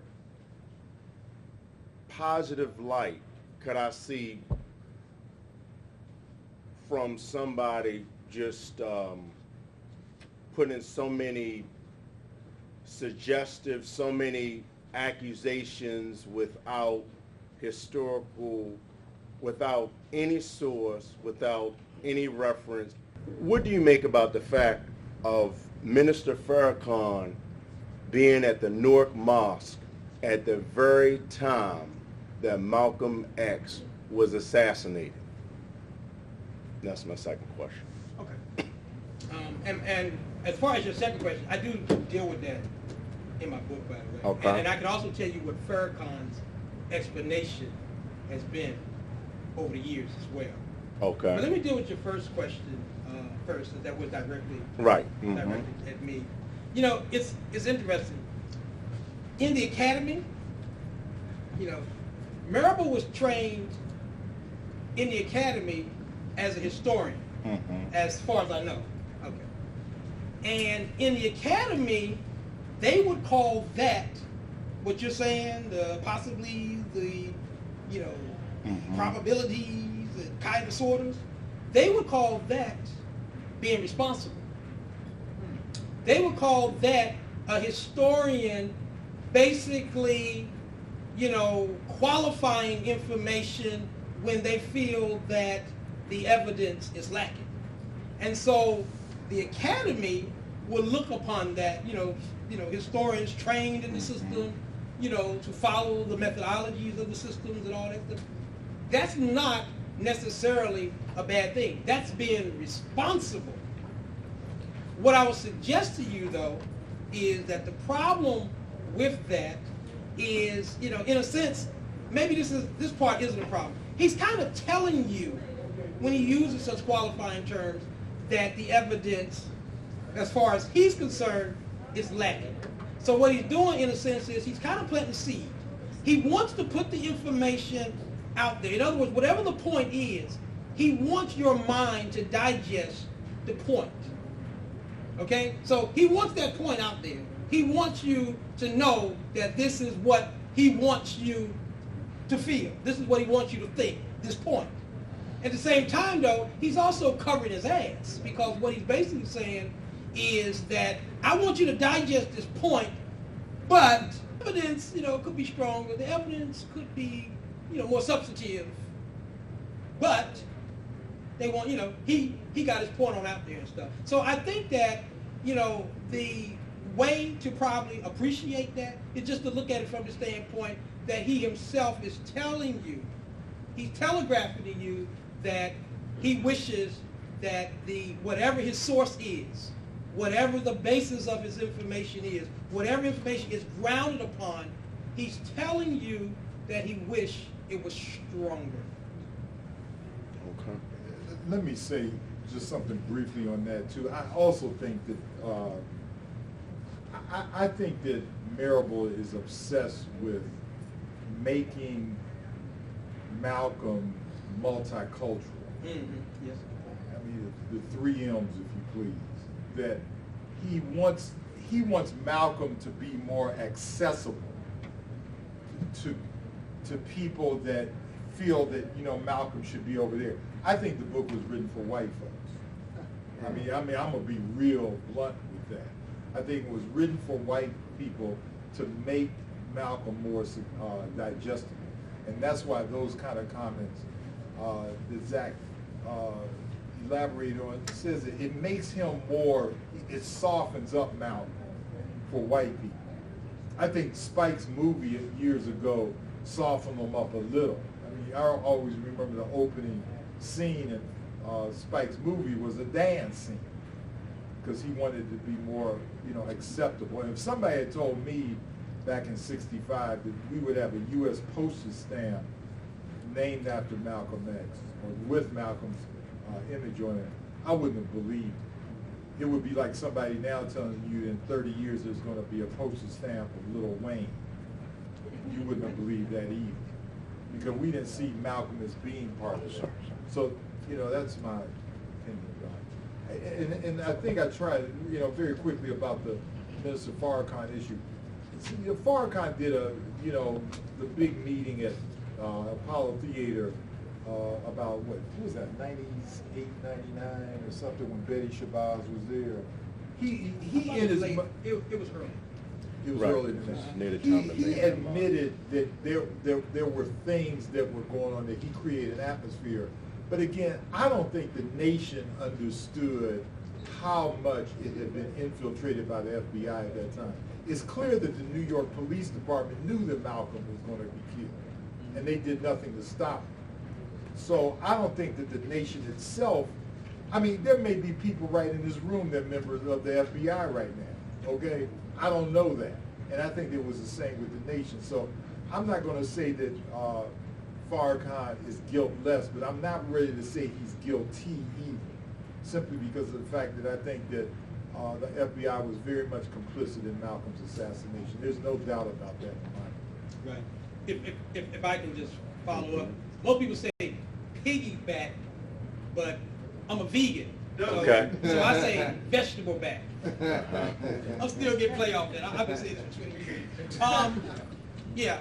One thing that I did want to say, in my presentation, I talked about, Louis Moss, but one of the things that I do want to make clear is that my thesis in this book is that 3 forces basically came together and assassinated Malcolm X. The FBI which through various counterintelligence, which the brother talked about, the COINTELPRO, the counterintelligence program. The FBI, through various counterintelligence techniques, they had a disruption plan within the Nation of Islam, and later on they're even going to take credit for creating what they call factual disputes between Malcolm and Elijah Muhammad, and Malcolm and the Nation of Islam. But the three forces that I talk about in my book are the Nation of Islam, where the killers came out of the Nation of Islam. That's clear. He makes a point, and I do address that in my book as well, that it is possible, and I'm gonna qualify it just like a Marable would do, but it is possible that some of them, possibly one or two of them maybe could have been informants, because we were able to go through the FBI records at that particular time, and Newark had a whole bunch of informants. So it's possible. But even that being the case, my position is that, even if all five of them were FBI, which I doubt very seriously, then that still doesn't absolve the nation of, being used by the enemy like that as an instrument to kill anybody and stuff. So to me, that doesn't absolve them of their responsibility in that. The other thing, though, is that I was able to interview Wallace D. Muhammad. And, Wallace, within the old nation, was one of the people who started, reevaluating, Malcolm's role in the nation and what have you and stuff, and tried to put a whole new spin, from the old nation, if you will. And one of the things that he talked about is is he had dinner one time with his father, Elijah Muhammad, and he said that his father was bothered, and he would just he would eat, and then he'd look up at the sky, and he was really bothered. And then he said that his father looks at him, and he says that he said to him, "I wish they hadn't killed the boy." Wallace said that they didn't discuss exactly what that meant, that they didn't analyze what that meant, but him and his father understood each other pretty well. He said what his father was talking about was Malcolm. What I contend is that Elijah Muhammad gave the order to kill Malcolm through post-suggestion. In those days, that's the way the Nation of Islam did information. In other words, if you're looking for a direct order, a smoking gun, the Nation of Islam didn't work like that. That wasn't their culture. What they did was they dropped dimes. They said things to somebody else, who then passed it down to somebody else. And if you interview Talmadge Hare, the interviews that he's had, one of the things that he talked about is that when he was first recruited to be part of the Assassination Team, he said he always assumed, because he knew how the nation's culture was in Newark and elsewhere, that Ben Thomas, who was the organizer, who was the assistant secretary, was taking orders from people above him. I have no doubt in my mind, based on my knowledge of the nation and how it was organized and structured during that time period, that the order came down, and it came down from the hierarchy. Now, whether or not Elijah Muhammad directly, and even and this is the other thing that you run into, because you also run into this problem with the FBI in their intelligence community, because they had this thing called plausible denial. So when a president wanted to give an order for something that was illegal, immoral, unethical, they would never directly say something to an intelligence officer. They were, encouraged to use what they call euphemism, nice words for things that are not very nice, or circumlocution, when they might tell a story, and then the intelligence agent or official picks up the story, gets the point, the principle of the story, and then that becomes the order. Because later on, they don't want that traced back to them that Eisenhower, for example, I'll give you the perfect example. On August 18th, 1960, Dwight D. Eisenhower is in a National Security Council meeting, and they're talking about Patrice Lumumba of the Congo, and they're talking about all the things that are going on within the Congo, and Eisenhower stops the meeting, looks at CIA Director Allen Dulles, and he said, Patrice Lumumba is one man. One man should never stop the United States from implementing policy. Dulles basically, soon after, left the meeting, went back to his office, and sent down directives that basically said the assassination of Police Lumumba has just been authorized by the highest authority. And from that point forward, this was August 18th, Lumumba is dead by January 1961. That's the way it worked. So my point is, to get back to that, is that post-suggestion, the nation had a similar post-suggestion. Now, is it possible that Elijah Muhammad put out the energy and it was misinterpreted by his people? It's all possible. Like one of the other things that we talk about is that Junior, Elijah Muhammad Jr., who was the assistant supreme captain of the FOI, he was called, he came down to Mosque 7 at this meeting of all of the FOI captains and lieutenants, and he basically made a statement in which he basically said, he used the N-word, he said, cut out that red end's tongue, put it in an envelope, and, he said, give it to me, I'll put it in an envelope, seal it, and send it to the messenger. So my point is that Junior is Elijah Muhammad's son. Butler and other people were at that particular meeting, and they said everybody there walked out of there saying that, that they wanted Malcolm dead, and it's coming from the highest authority because Elijah Muhammad Jr. was always viewed as the voice piece of his father. Next question. Okay. Excuse me, just one thing, Zach. I thought it was in your book where when Malcolm publicly went out and said that Elijah Muhammad had fathered these children by these secretaries, that when the word got back to Chicago, Elijah Muhammad said it's time to close his eyes. Was that in your book? No, but I know He said that during Savior's Day. He said that. Right. Elijah Muhammad. And I forget what year, but it was right. Well, it had to have been Savior's Day of '64. I guess. Yeah, it would have been 64. But here's the thing about Elijah Muhammad. In my opinion, Elijah Muhammad loved Malcolm. He loved him, and I think he regretted what happened to Malcolm. And Malcolm loved Elijah Muhammad. That's real clear. Unfortunately, the tragedy of both Malcolm and Elijah Muhammad, and I kind of deal with this in my book, is you can watch how the FBI exploited the differences and because they realized that there were some issues between Malcolm and Elijah Muhammad, and there was issues between Malcolm and Elijah Muhammad's family. Right. And in the end, the FBI, behind closed doors, they're going to exploit those differences. And then behind the scenes, they're giving each other high fives. Mm-hmm. And let me add something to that point. See, one of the things I'm concerned about, and I'm very serious about this, is that even today, 40-something years after the assassination, that I believe that some of what is in Marable's book is to divide Africans now in this country against Minister Farrakhan and the nation. It's like, and it's just like this guy that was the photographer during the civil rights movement in Memphis. We may not know for another 20 years who all was complicit in the assassination, but I'm cautious right now that Africans in this country won't say, well, we need to quit dealing with the Nation of Islam, because that's what the FBI wants as well. That we need to leave them alone because they're no good. They killed Malcolm. We'll say that about the Nation of Islam, but we won't talk about the U.S. government killing Lumumba. Right. Or Salvador Allende. Right. So we'll hold our people more accountable than this nation, which created the atmosphere in the first place. While we're looking at the royal wedding on TV. All right, good evening. Two-part question. First part, the day that the book came out on Democracy Now!, they played clips of Marable, talking about the book historically and pretty much stating that this is going to be the definitive scholarly work for young scholars, first-person account, not relying on second and third-person account, not relying on books. I want you all to speak to that, because he said this is for the young scholars coming up. This is the way that they should move about with scholarly work. And then the second part is talking about the 3 chapters that were locked up in the vault with the lawyer that he bought from Alex Haley. I believe the book is coming out around Malcolm's birthday with 3 chapters. But Marable doesn't have those 3 chapters. Right. Those 3 chapters are in possession of the Shabazz family. It's in the Shabbat. Yes. And the autobiography, is that supposed to be re-released They're around his birthday? They're going to be re-releasing it with those 3 chapters. What's the brother Gregory up? He's a lawyer. The lawyer up in Detroit. Gregory, I'll call his name in a minute. Right.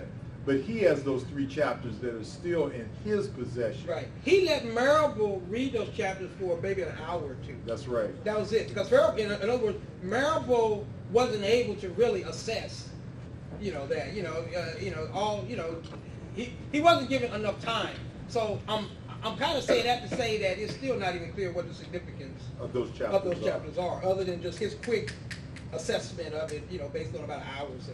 And the other thing, I would recommend that you read Carl Evans's review, which is on the Vox Union page that Dr. Jared Ball has he's at Morgan State. He has a review by Carl Evans that rips this book apart. And Skip Gates, who is the editor of what's that thing on the root? Right. He refused to publish it. He refused to publish it, so Jared and Carl published it, which is to their credit. But read that review as well. Yeah, I haven't read the book myself, but I wouldn't trust Dr. Winbush's analysis about how many probabilities and how a lot of the information in the book is incredulous. With that being said, what is your position on the reason or reasons why Skip Gates, Dr. Cornel West, and guys like Dr. Eric Michael Dyson would actually come out and advocate for the book? And well, those are the three names on the back of the jacket. Yeah. They endorsed the book. Yeah. But what I would suggest to you is that was very strategic, because what they went after, for the endorsements, and I think that the message that they sent to us is they wanted what they call the public, the prominent black public scholars to basically, validate this book, and I think that probably has worked very well for them. But your question was what? Yeah, and I was also going to say, in addition to making Malcolm be more palatable to white folk, do you also think that the reason why this book came out was because they're trying to make this book the preeminent reference to Malcolm and replace the autobiography of Malcolm X? Yes. Yeah. And this is why it's very important why we talk about provenance and why. For example, how many of you have read The Souls of Black Folk, the original edition? The original edition. Nobody has. Oh. No. Nobody has read it. I have. Okay? Nobody has read The Souls of Black Folk, the original edition. Right. And if you saw the original edition, and I used to teach at Fisk, and Du Bois, as you know, is the patron saint of Fisk University. Right. And I've seen the original edition of The Souls of Black Folk. It has major references to Jews in it that were disparaging. Yeah. And so subsequent editions of The Souls of Black Folk have been changed. And it's very important for us to understand original sources. That's why I started off with talking about Prince. Yeah. Because people change what people have said. Yeah. They've changed it. And so none of us in this room have read The Souls of Black Folk, original 1903 edition.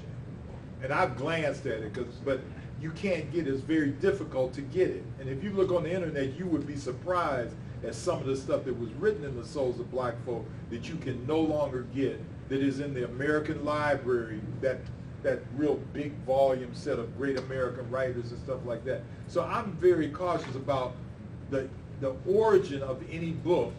And I tell my students, as I said before, we got to find out, why is this book being written? This book was released on the anniversary of Dr. King's assassination.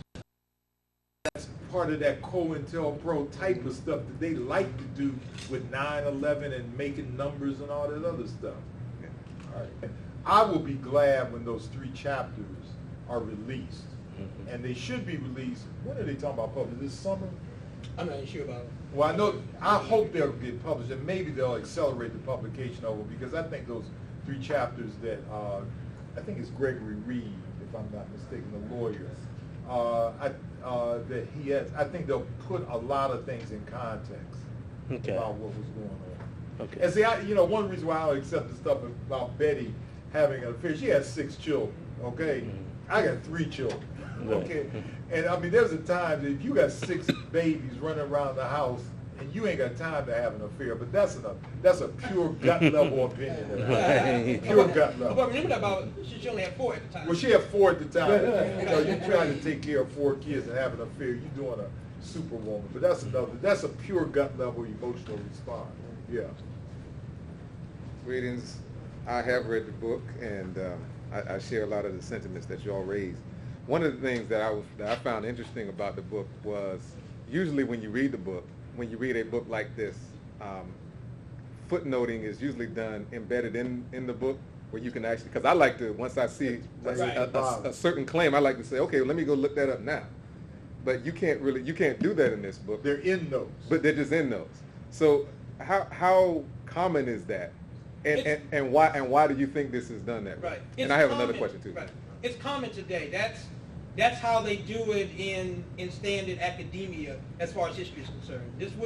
This is not the only book that you're going to see it done like that. I think the difference is like it's an interesting contrast. Look at that book, and then go look at, for example, David L. Lewis. He wrote a 2-volume on Du Bois, and then look at how that was cited as far as the citations and stuff. And to me, if you're gonna do that approach, I would suggest to you that the way he did it is the way it should be done. Mm-hmm. And so you don't have any problem, whatever the particular thing that you're looking for to reference, you got it. There, you're not, you don't know. Because I was surprised because from what I understand, there were, Columbia graduate students tended to have been, some of his primary researchers. And, I don't know, that was a little bit disappointing. And let me just say for the record, not like I got this high opinion of Columbia University or something. I'm not saying that because I don't give a damn about that part. But I'm just saying I would have thought that they would have been more thorough since they're marketing this book as the ultimate. I thought it would have been a little more thorough than that. Mm-hmm. The other thing that's very important to remember, I know this borders on conspiracy theory, but Brother Zahir Ali is now, who was the associate director of the Malcolm X Project, is now the director since Manning made his transition. He did not know that the stuff about Betty and the homosexuality stuff was going to be in this book. And he said, he admits that. So I said, okay, you're the associate director, and you've got a lot of, and Manning in this book talks about how much he, Zahir, worked with this book, and then he gets surprised that this stuff is included in the final edition. So then the question is, when did it get approved to be in the final edition, especially if the associate director said, I didn't know this was going to be in it. Mm-hmm. Did the editors do it at Viking? Who did this? Did Marable have control of this book during the last couple of months of his life? Because he died of sarcoidosis. Right. And sarcoidosis is the same thing that Bernie Mac died of about a couple of years ago. And he talks about his illness in the book. So already I saw one reviewer, he calls this the Abernathy effect. Mm-hmm. And if you remember Ralph David Abernathy, right before he died. Right. Look, I can tell you say something, I'm going to be real nice. Abernathy couldn't have written that book. There's no doubt in my mind about that. I've never doubted that. And he dies. And I'm not trying to say that this is the same kind of book, but I know people are already, I talked to somebody extensively yesterday about that, about questioning some of the inclusions in the final edition of the book. Yeah. Go ahead. Yeah, I just wanted to add something to what he was saying. The Bible is raising some very important questions. What I would add to that, though, is another question that we also want to raise is the credibility of Zahir Ali as far as him saying that he didn't know. Yeah. So I've seen him interviewed. I've seen him interviewed, and I'm not impressed at all. Yeah. I was expecting more than that. Yeah. Right. Jared, if you look at that, you saw the Al Jazeera. Jared does a very good job with. I really want to see Jared and Zahir go head to head with each other, but that's a fan. I may try to arrange that in Morgan. Go ahead. Some of the people who defend the book have said, and I've had these dialogues with people online, I've had these dialogues on Facebook, and some of the people have this notion of, well, we don't need to have superheroes. Malcolm wasn't a superhero, he was a man, and what Marable was doing was, quote, humanizing Malcolm. And as a psychologist, I know you can kind of speak to that, because to me that sounds like a European kind of thing where they try to bring people down. That's well, now, brother, it's funny. My lady friend, she told me, right before I came to this thing, we were talking, she said, it's interesting when we use the term humanizing a black person, we mean pointing out their faults. Mm. Yeah. You see, like humanizing doesn't mean that they did something great, it means they did something, quote, bad. And so so the term, like you said, humanizing to me is very European when we say, it means to bring the person down a notch. And I think that Marable was trying to do that in this book. Marable has always had problems with black nationalism. I'm going to tell you a 30-second quick story about one of 3 bad experiences I had with Marable. Back in 2002, I was involved with the organization of Global African Congress, and we met down in Barbados. And in that meeting, there was Africans, like 1,500 African people from all over the world, 38 nations, and we formed the Global African Congress. Roger Wareham, some of you know him. And long story short, we kicked out all the white people in the meeting. We said you can't be, and there were several black folk there that were married to white people. They said, you mean my wife or husband can't be in this meeting? We said, that's right. So we kicked them out. Right after that, it was right before Should America Pay came out. Manning invited me to Columbia to speak before a group of Marxists. So I'm giving you my provenance on this, okay? And it was probably one of the most hostile audiences I ever spoke to in my life. I think I held my own.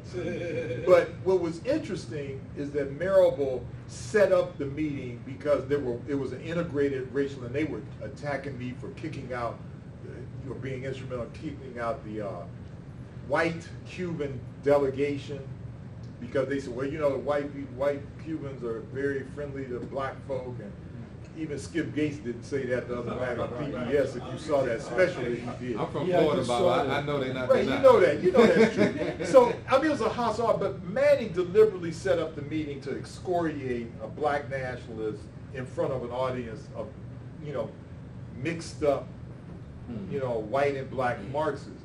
And I think that those are the type of things. He had issues with black nationalists. He really did. And I think that, you know, Malcolm was a black nationalist. And I think he wanted to take him down. He wanted to humanize him. Yeah. I'm sorry, but just throughout the book, he kind of lays the groundwork, because even with the Garvey stuff, he starts knocking down Garvey. He knocks down Garvey. He plants that seed very early. He started telling you about Garvey early on in the book. In fact, he even makes the point, That's right. toward the end of the book, he makes the point that Malcolm himself had, you know, right, as part of Malcolm's maturity, Malcolm himself stopped using the term black nationalism during the end, you know, that he preferred Pan-Africanism, which is something actually separate. And he also, according to Marable, used the term third worldism or something like that. You know, a term that I personally, I never heard Malcolm use the term, but what the hell do I know? And see, I think there's something, and again, on another gut level, I don't like the way Marable uses the term Malcolmites. He uses the term, and it's almost a pejorative use, like those who follow Malcolm blindly. I don't think any of us follow Malcolm blindly. I remember Malcolm. I mean, we didn't say everything Malcolm X said is right. We believed him more than we believed Dr. King, but it uses the term very pejoratively, Malcolmites. You know, like it was some little group of cult around him. That was something that Malcolm never had, stuff like that. I mean, that was... Let me ask you, Marable mentioned in his book that he'd been given an audience with Farrakhan. He'd been given an audience with Farrakhan. Farrakhan let him see archives from the Nation of Islam. Does Farrakhan have possession of those records? I'm sure he does. Yeah, but I think a larger question would be, what information would such records yield as far as Malcolm and Malcolm's assassination was concerned? Because if you're, in other words, if the thing was he's showing them these, you know, as some type of proof that the nation or somebody didn't have nothing to do with Malcolm's murder or, you know, something like that, then to me, you know, what type of credibility would you put in something like that? You know, that's self-serving. You know, so my point is, what's the significance? Okay, so even if Farrakhan did open up the archives, what's the significance to him? What's the significance of that? Yeah, just a couple of points, and definitely greetings to everybody. Thanks for coming out. But certainly appreciate, this idea of pursuing Bradley for justice. But also it had been mentioned almost in passing, but I think it's profound, and I know I might need to revisit it again when I'm home, and that is when we talk about Malcolm Little and we're talking about Malcolm X, we're essentially talking about two different people, if you will. You see, and the things that Malcolm Little may have done, you see, are not the things that we can accuse Malcolm X of doing. Good you see, and And in closing, we'll have the discussion, about the book, etc. and so forth. But I think it's at another level, almost to be wartime, academically, and institutions at war with our institutions. And a lot of it centers around black manhood. And if we take a look at Dr. King's alma mater and some of the activities that are going on there, and the kind of behaviors that our children have at undergraduate institutions and sometimes graduate institutions, indicate that we are not at war. But when we read a book like Marable's book, it indicates that we are, you see. And so, but, a lot of us aren't fighting, you see. And so, but the piece about the different Malcolms, I think, is extremely profound. And Malcolm Little did a lot of things that were just stuff that I don't even know if we should, definitely associate with Malcolm X. Well, even again, Marable's subtitle, what is he called? A life of reinvention. See, when you say a life of reinvention, why not call it a life of evolution? If you leave, like Zach mentioned, David Leverling Lewis's biography of Du Bois. Well, you can see Du Bois move from being an integrationist prior to the publication of, let's say, the Philadelphia Negro, and then being anti-Garvey. If you read how Du Bois called Garvey a fat black monkey, that's an exact quote. Mm-hmm. And then you see Du Bois regretting having ever mentioned the term the talented tenth. He refuted the use of that term, said that he had been wrong, and in dying a Pan-Africanist in Ghana. So lives evolve. You see, Malcolm evolved. Now, would I say that, Du Bois reinvented himself, or did he evolve? But see, he places this, for me at least, a pejorative term because it calls it a life of reinvention. Like Malcolm was sitting down and saying, well, now I got to do this. I got to reinvent myself one day. It wasn't it was evolution. And and all of us hopefully will evolve. Du Bois evolved. So did Malcolm. So did King. You read, that's right. What's his name? Vincent Harding says that we have embalmed King on the steps of August of 1963. August of 63. Right. And I wrote this piece a few years ago, the last 5 years of Dr. King. You should read Dr. King from 63 to 68. I mean, he was talking about social disruption. But they want us to remember Dr. King on the steps of the Lincoln Memorial. And as I told, again, my students, we boiled King down to 4 words. I have a dream. And we boil Malcolm down to 4 words, by any means necessary. And we got to go way beyond that if we're really going to be students of our history. What about the wartime discussion? What wartime? The time that we're living in now, and it seems like it's offensive against, black African social standing in America, black social and political institutions. Like, again, the situation at Morehouse, which I'm sure exists at Morgan and other colleges throughout the country, and this whole question of black manhood. But what I would suggest is that, it kind of presupposes. I appreciate, the question that you're raising, but it almost presupposes that this is a new thing going on. What I think what we're really talking about is simply a continuation of what's been going on for a long time. I mean, white supremacy, we live in a society that's a white supremacist society, and historically it has always declared war against African people, African manhood, African womanhood. And so I think what has confused people, particularly the younger people today, is this notion, what the hell they call it, post-racial? Yeah.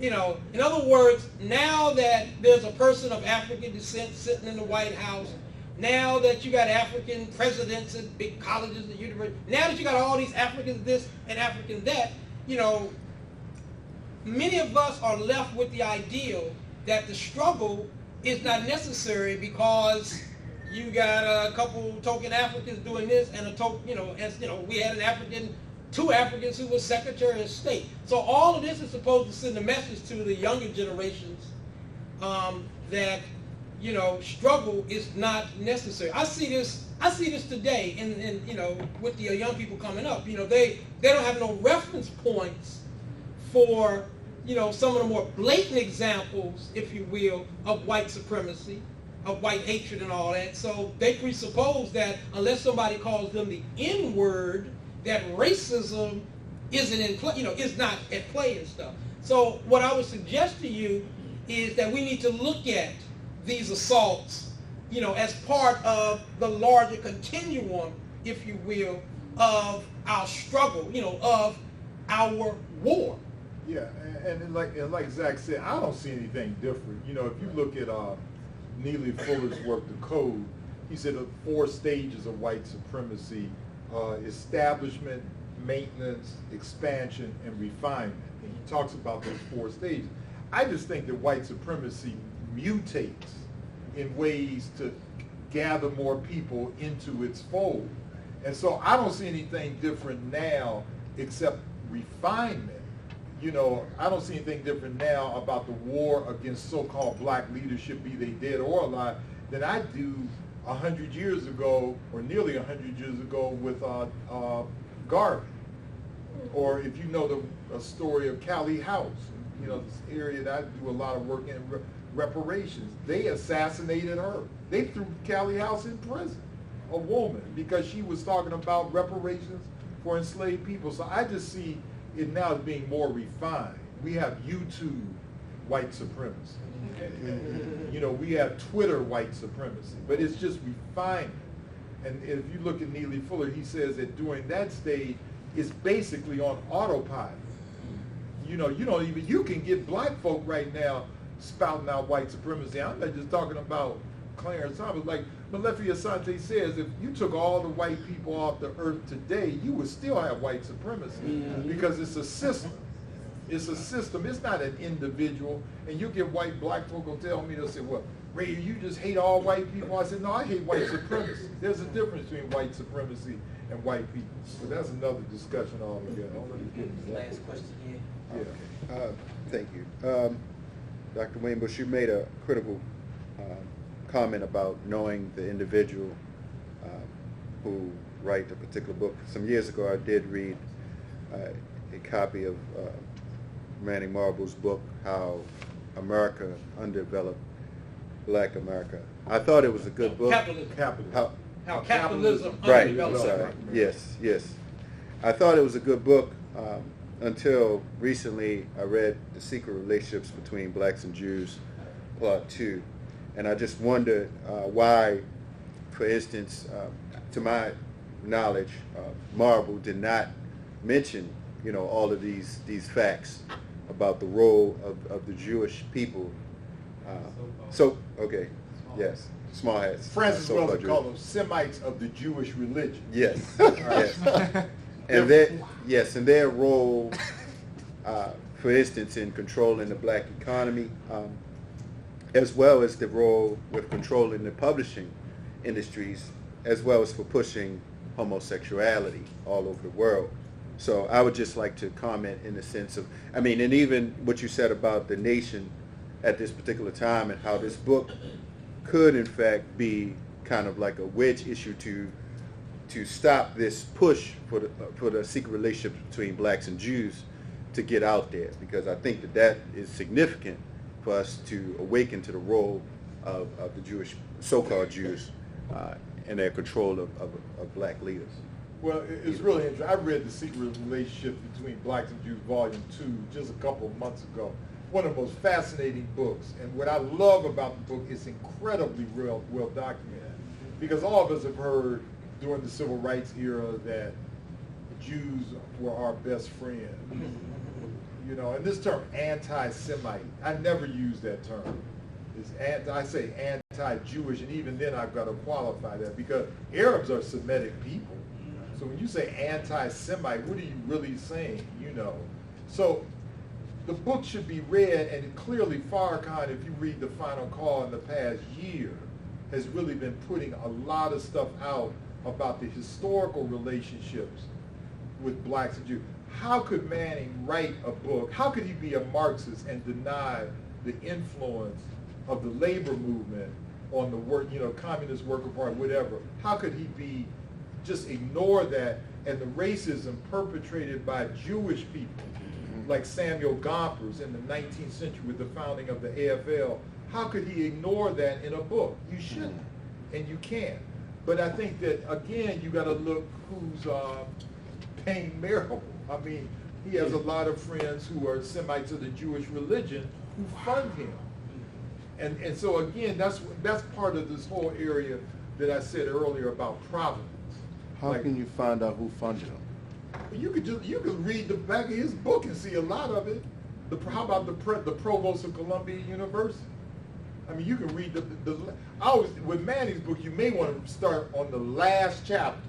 The epilogue, just read that, then go to the first chapter. But it's very interesting about his motives about writing the book and everything. All right, just let me ask one more thing. In the February edition of Everyday Magazine, the daughters, excluding Elisha, said they were going to take back the legacy of their father. Right. What did you make of that article? What do you think they're trying to say? Well, they need to. You know, I've told Adela that there needs to be, the children of great people have a tremendous burden on them. And I've worked with several, when I was at Fisk, Nantumbi Tutu, the bishop's daughter, was my assistant, and we were good friends. They have a tremendous burden on them. But I think they've got to hold on to the legacy of their great fathers and their great mothers. Do they know how? Some of them do and some of them don't. I mean, clearly the Shabazz family has been wrecked by a lot of tragedy. Yeah. I mean, we always talk about, black folk always talk about the Kennedy. Look at the Shabazz family. You know, how much stuff was going on in that family. And we'll cry crocodile tears over the Kennedy family, but look at the Shabazz family. And then what did we do to help?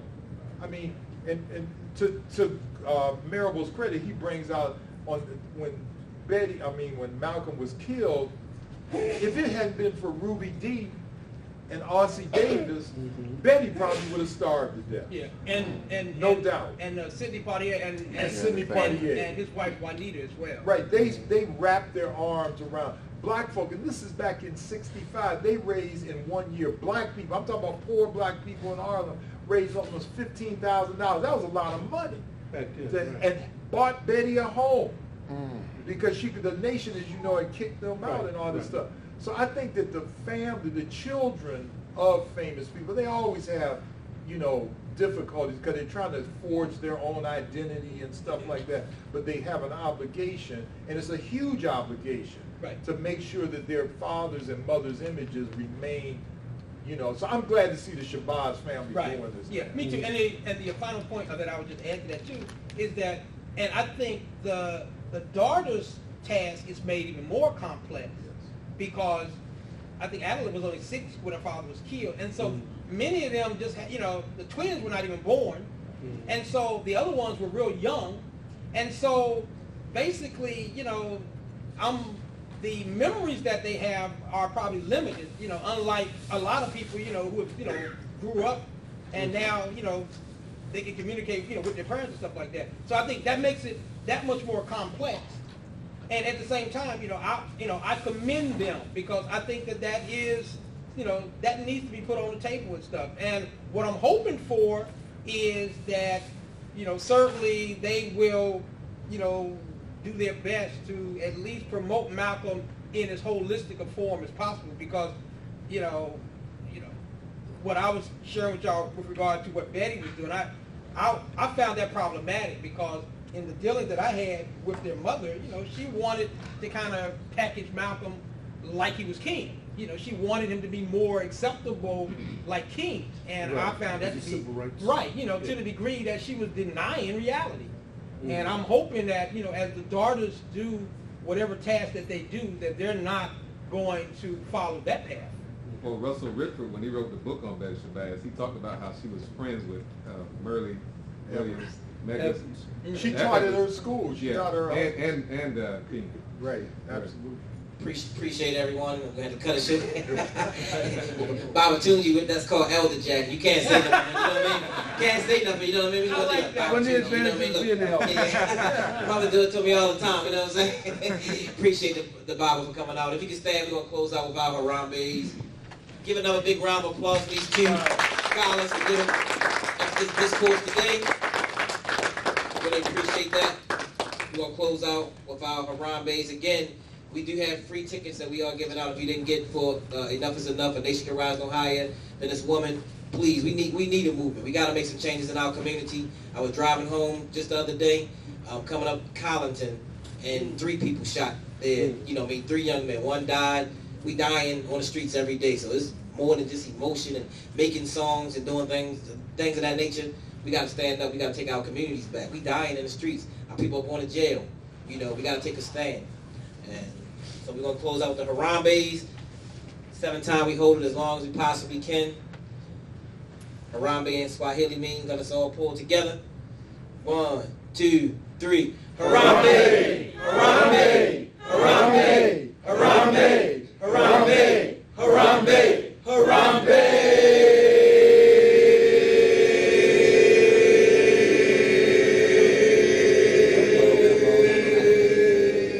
Give yourselves a big round of applause. Thanks for coming out. Who taught you to hate the texture of your hair? Who taught you to hate the color of your skin?